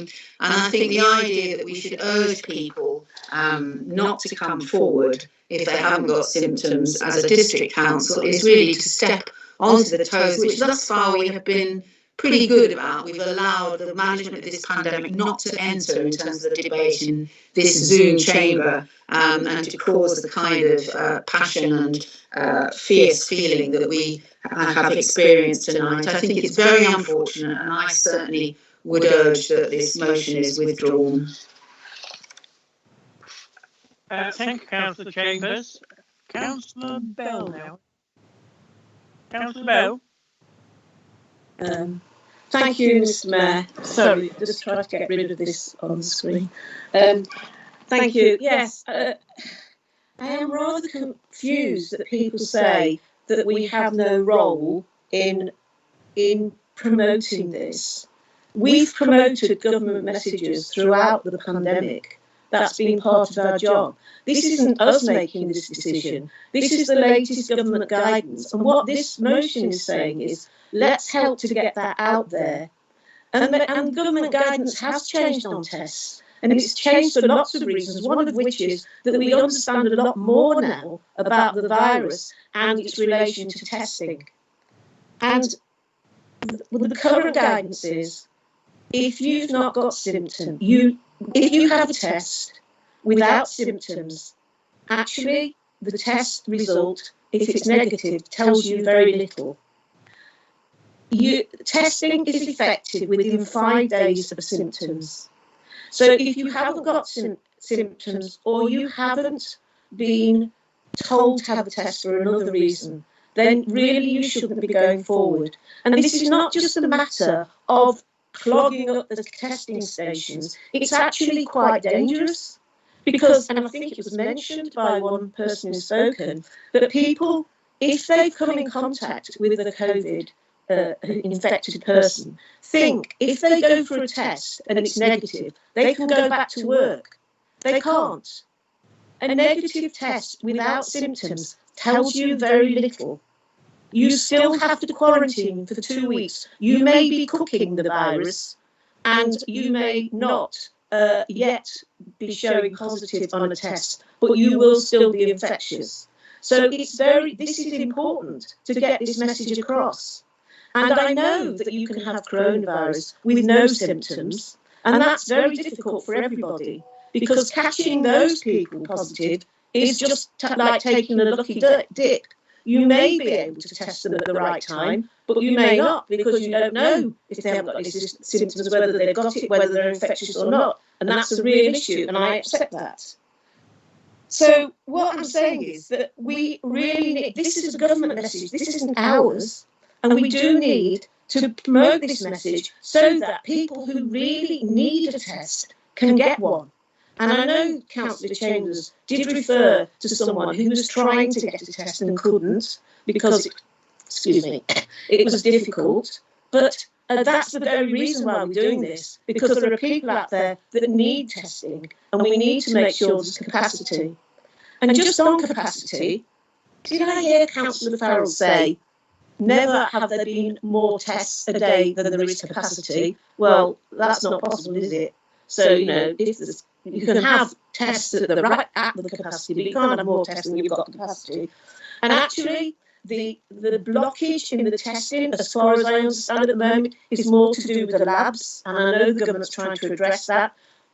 My understanding is that the swabs that are taken are only valid for 24 hours. And if the labs can't get through them, then there's no point keep doing them, to be honest. So this is not the North Warwickshire Borough Council making up its mind about what should be happening. It's promoting the latest government guidance to try and make sure that we don't have complaints from people who desperately need a test that they can't get one. So I am quite happy to go forward with that part of the recommendation. Thank you. As far as the second Oh, part, I'm sorry. yeah. Sorry, I thought you'd ended now. No, I'm sorry, Mr. Mayor. I'm just going on to the second part, if that's okay. Yes. So the second part, yes, I can see. To be fair, I can see the wording looks a little harsh. It isn't what's intended. It does say that some of the schools are providing physical education, and I think what we're trying to say is those schools that are struggling to provide it should be getting some communication between the schools so that they can get the best practice that's across schools. So those like Kingsbury, that are only, sorry, it's Kingsbury that can't get it. Those like, I think Queen Elizabeth in Alston are providing the full PE curriculum, can share how they've managed to do it. And it won't fit all schools, but at least they can try. And because one of the issues for some schools is that youngsters are having to go in their PE kit on a PE day and sit in it all day. So obviously what they're allowed to do when they do PE is rather restricted. So it's just a matter of sharing best practice. So I'm quite happy to put forward a change in that motion to make that clearer. So it would read, I'll try and get this right first time. Notes, so it says, notes that some schools are not providing physical education at the moment, and then carry on with, but some are managing to provide a wide PE curriculum. We would encourage these schools to share their practice, with those who are still trying to reinstate PE in their schools. I don't know whether anybody got that at the other end. Sorry, I haven't had a chance to type it. So I'm happy to put that forward as a motion to change the second part of this. Thank you, Mr. Mayor. Thank you, Councillor LaBelle. Councillor Farrell, your name has come up, but you have spoken once. Is it something very urgent? Yes, the point of personal explanation, and then I wish to move a procedural motion. So the point of the personal explanation is on the point that Councillor Bell just raised, where she referred to me by name. The motion in question that has been seconded by Councillor Bell suggests somehow that there is a problem with too many people going to get tested and therefore blocking up the system, and people that need to get a test can't do so. When we know that isn't the case, because as I was saying, as she misquoted me in doing so, or I misspoke earlier, is that the capacity for people to actually visit testing centres has never been exceeded by demand, ever. So the problem is not that people are going there to get tested that shouldn't. And the second point of personal explanation is something that I think Councillor Bell highlights very well about why councils and politicians that have no professional qualifications in this matter should get involved. Because Councillor Bell said, if you don't have symptoms of coronavirus and you go to get tested, then that doesn't mean that you don't have to self-isolate. That is wrong advice, contradictory to the government. A negative test result, and this is from the NHS website, means the test did not find coronavirus. You do not need to self-isolate if your test is negative and you do not have symptoms. So what Councillor Bell said is not true. Completely against government advice, and therein lies the lesson that politicians and this council should not get involved in the detail of these testing situations, because they are complex, they are ever-changing. And instead, whilst we can share messages from Public Health England that we should continue to do so, it is absolutely pointless, and in fact counterproductive for us to do that at council meetings with motions like this. So I wish to move a procedural motion, Mr. Mayor, which is under Standing Order 9, which is item 7, understanding order 9, to withdraw an item of business. I propose understanding order 9.7. This item of business is withdrawn. If it is not possible for someone else to withdraw a motion that they have not proposed, then I suggest that it is done so under deferment, and this matter is adjourned to the next meeting. Thank you, Councillor Powell. Now, Councillor Owen Phillips and Councillor Parsons' names have appeared again. You have both spoken. Is it something brief or a point of information? Councillor Owen Phillips first. Sorry, Mr. Mayor, can I second that motion from Councillor Farrell? Yes, you can, yes. Thank you.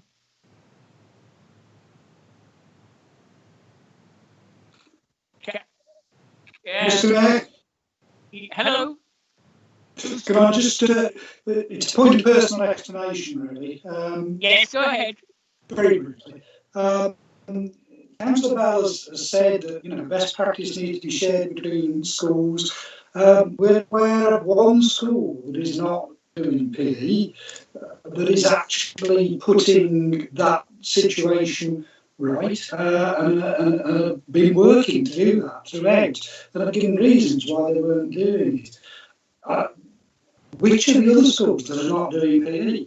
You know, I don't think Councillor Bell knows that, and I don't think anybody else does.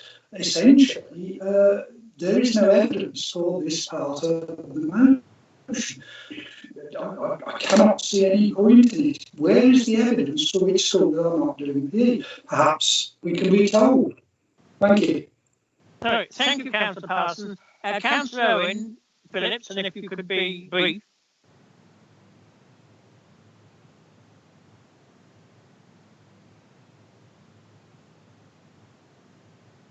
Councillor, let me make sure I've got my... Yes, I have, yes. Councillor Owen Phillips.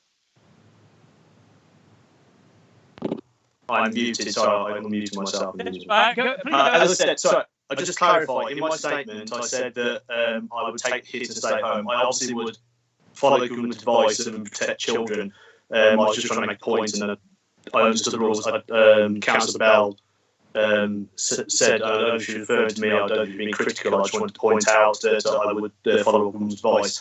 But I'd just like to say, if we're also confident in testing, and if we are okay not to go about business without symptoms, then really we should all meet in the chamber so the safety behind these screens. If we're so confident in telling teachers to go forth and teach PE and do all these things, maybe we should all get together in the chamber and rub shoulders like I have to at work. And then you're thinking, maybe I should get a test. Anyway, I'll wrap up there and let you get on, Mr. Mayor. Thank you for letting me talk again. Councillor Owen Phillips. I'm just looking for procedural guidance.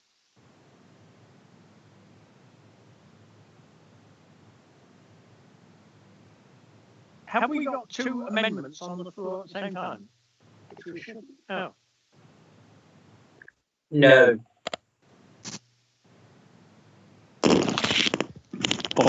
Just consulting with so 9.7 to withdraw item of business or to withdraw a motion. I'm in the hands of yourself, Mr. Mayor, and the council overall. It seems to me that we have a vote on that a motion to withdraw, which if lost would then mean we go back to the substantive motion. It would seem to me that it might be more efficient just to have one vote, which would be on a motion.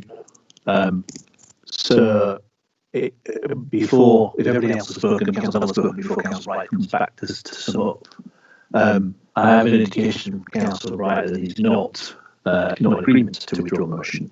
So perhaps if I can ask Council Farrell, do you wish us to put your request under 9.7 to withdraw the motion to a vote, or should we hear from Councillor Wright and then just have a vote on whether to accept the motion or not, which seems to me that's the same piece of business? Thank you, Mr. Mayor, and thanks to the Chief Exec for that clarification. With due respect, I don't think they are. I put forward a procedural motion that has been proposed by me and seconded by Councillor Jackie Chambers, and I think that motion allows Conservative councillors to think again. You do not have to vote for a motion that is incorrect, has no factual basis, but you could, instead of voting against the leadership of the council, you could vote to withdraw the motion from discussion altogether and imagine this sorry state of affairs never happened at North Warwickshire Borough Council. And I would urge all Conservative councillors to vote for the procedural motion. Okay, just bear with me again while I just seek some clarification from Mr. Turbin, who's drawn my attention to 14.4.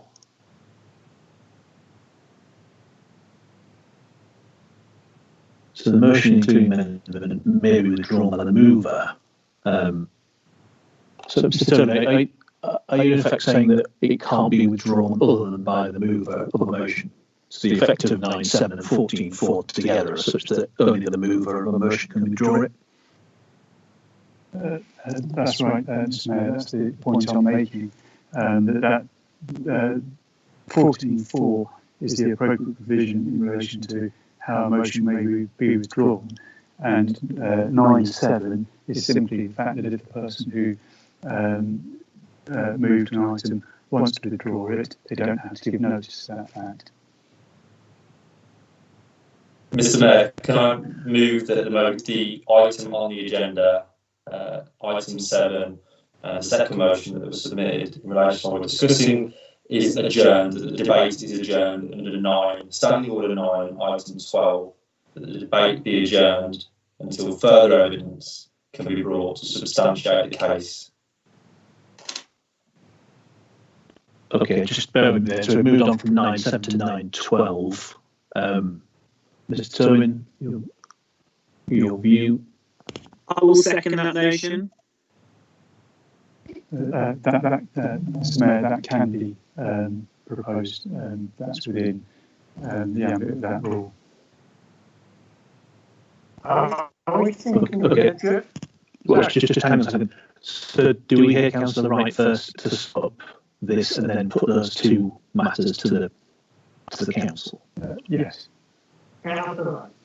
Okay, so we'll go Councillor Wright to conclude this debate unless there's anybody else who wishes to speak, and then we will vote on Councillor Farrell's motion under 9.12, seconded by Councillor Deakin, to adjourn the debate, and then, depending on the outcome of that, we'll then look at the substantive motion. So Councillor Wright first. Sorry, Mr. Mayor.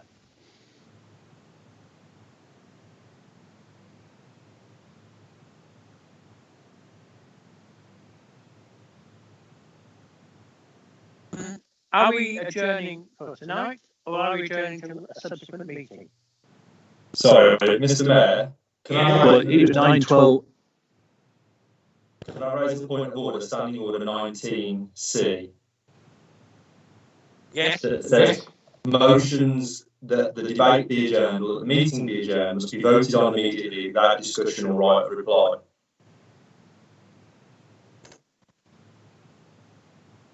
Just bear with us, we're now looking at that. Seeking guidance on that, Councillor. Now looking at that order.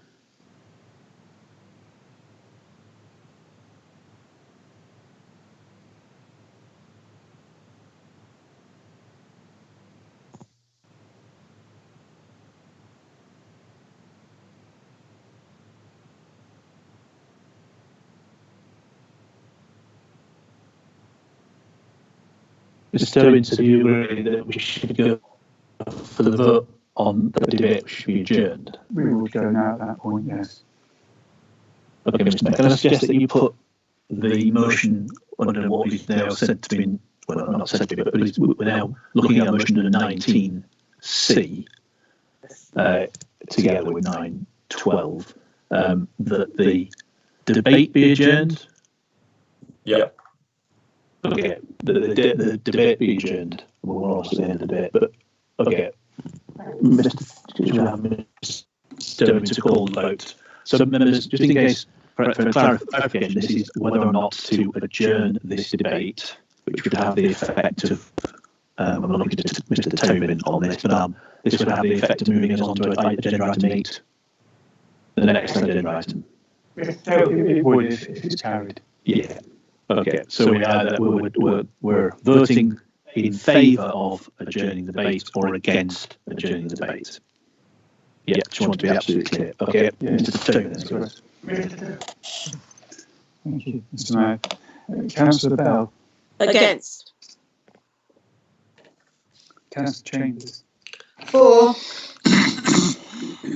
Councillor Denise Clues. Against. Councillor Tony Clues. Against. Councillor Davey. Against. Councillor Deakin. For. Councillor Derby.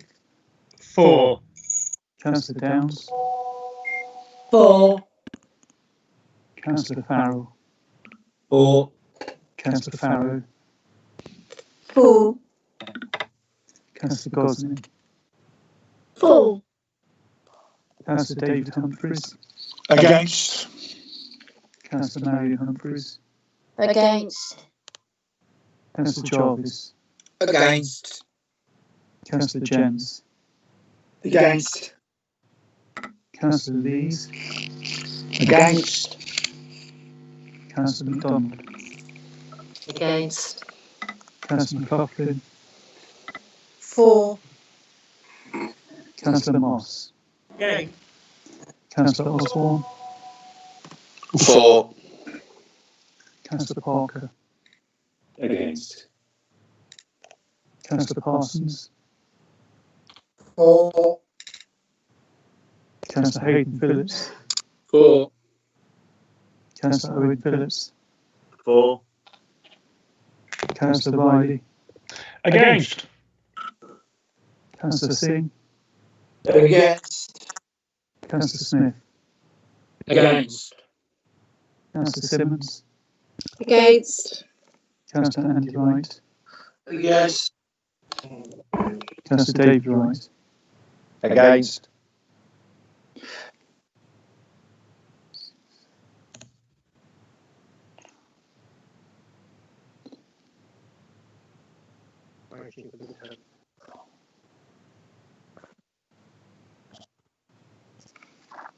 Chair, I make that 12 votes for and 18 votes against.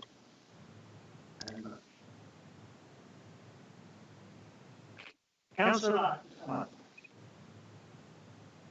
Thank you, Mr. Mayor. Without prolonging the debate any great length of time further, I would sum up by saying that this notice of motion was not meant to be offensive or intrusive or detrimental in any way. This was purely to put our residents first on the testing side and just ask schools to work together where possible to share best practice to make sure that our young people, our children and young people, stay fit and healthy during these times. So, I do take exception to be accused of being offensive and all the rest, because that's not our intention in any way. So I move the notice of motion as printed. Thank you. So we now go to the vote.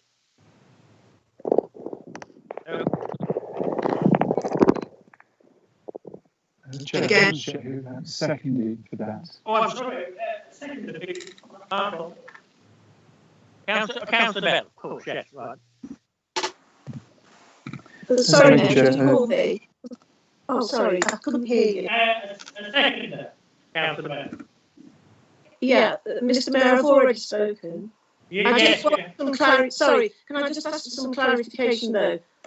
We're voting for the motion with the amendment that I suggested. Is that correct? Yes, thank you, Councillor Bell. That's a very good point. Let me just recover my notes to just read that out as I had it. So the motion is changed it might be worth. Can we just put the motion back up again? Just bear with me a second. Watch your screens.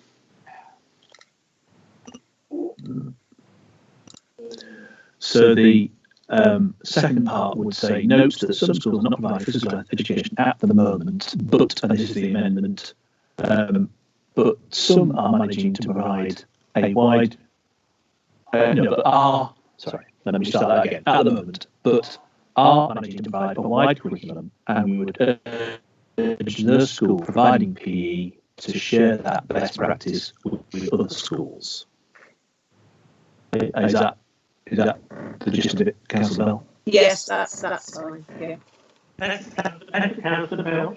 So it's for or against the motion as just clarified by way of that amendment. Thank you. I'll ask over the record.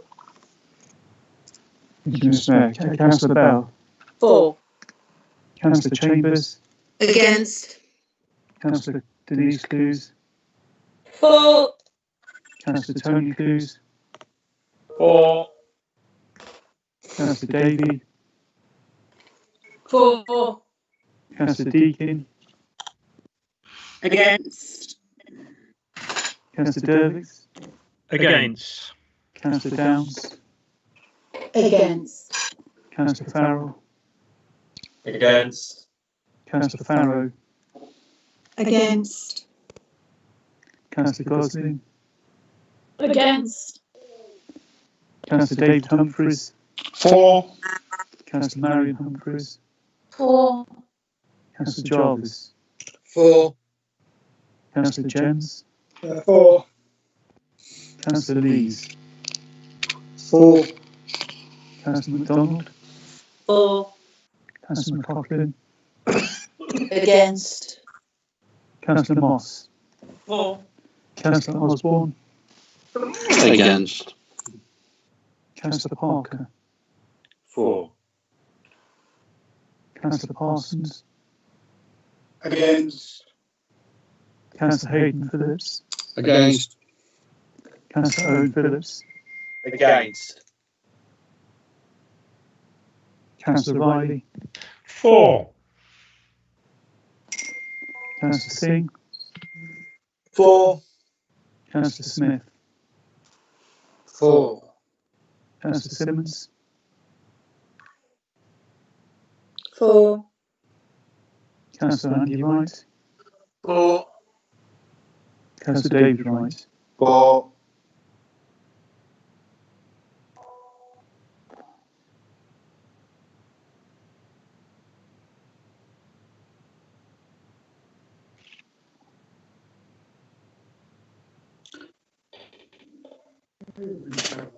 Chair, that's make that 18 votes for and 12 votes against.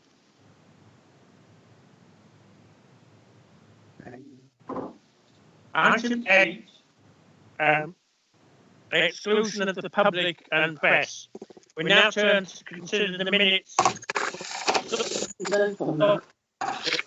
confidential. Results Point of order.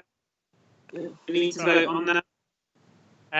Pass a motion to exclude the public when it's considered this item. Since this proposal is in its formative stage and could be harmful to employees to publish details of the service area concerned, and where there is no certainty as to the ultimate outcome, and prior to implementing any relevant internal consultation process, I move from the chair, therefore, that the public are again excluded whilst this item is considered on the same grounds as adopted by the Resources Board, and also on the basis that the report may reveal the identity of the individuals concerned, and it could be prejudicial to them to do so when the future of the service in which they work is being reviewed. Have we a seconder for that? Councillor Jarvis, I'll second. Thank you, that's seconded, and we now need a vote. Again. Thank you, Councillor Bell. Sorry, Mr. Mayor, is it possible to speak on this item? A moment. I'm just voting to go into private and confidential. Yeah, I know what we're doing. Yeah. And I think it's possible. We're letting on camera. Apparently, you can. Thank you, Mr. Mayor. The Labour Group will be voting against the motion to move to exclude the public and press.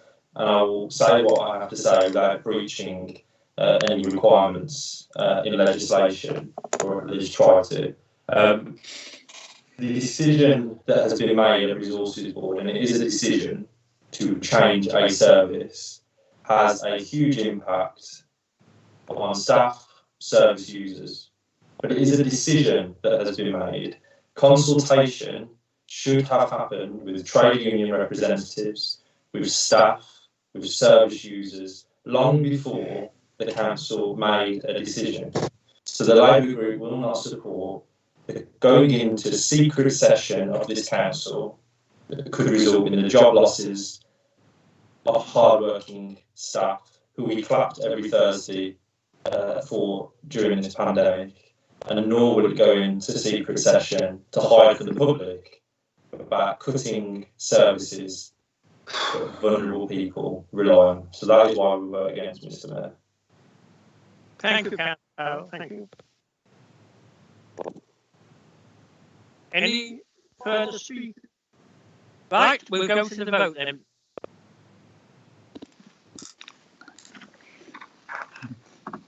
Councillor Bell? For going into private session. Sorry, I got a bit lost. But yeah, for. Councillor Chambers? Against going into private session. Councillor Denise Clues? For. Councillor Tony Clues? For. Councillor Davey? For. Councillor Deakin? Against. Councillor Dervis? Against.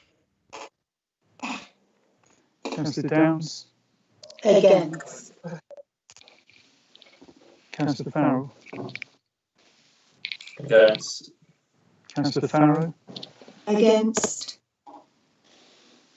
Councillor Gosling? Against. Councillor David Humphreys? For. Councillor Marion Humphreys? For. Councillor Jarvis? For. Councillor Jens? For. Councillor Lees? For. Councillor MacDonald? For. Councillor McLaughlin? Against. Councillor Moss? For. Councillor Osborne? Against. Councillor Parker? For. Councillor Parsons? Against. Councillor Hayden Phillips? Against. Councillor Owen Phillips? Against. Councillor Riley? For. Councillor Singh? For. Councillor Smith? For. Councillor Simmons? For. Councillor Andy Wright? For. Councillor David Wright? For.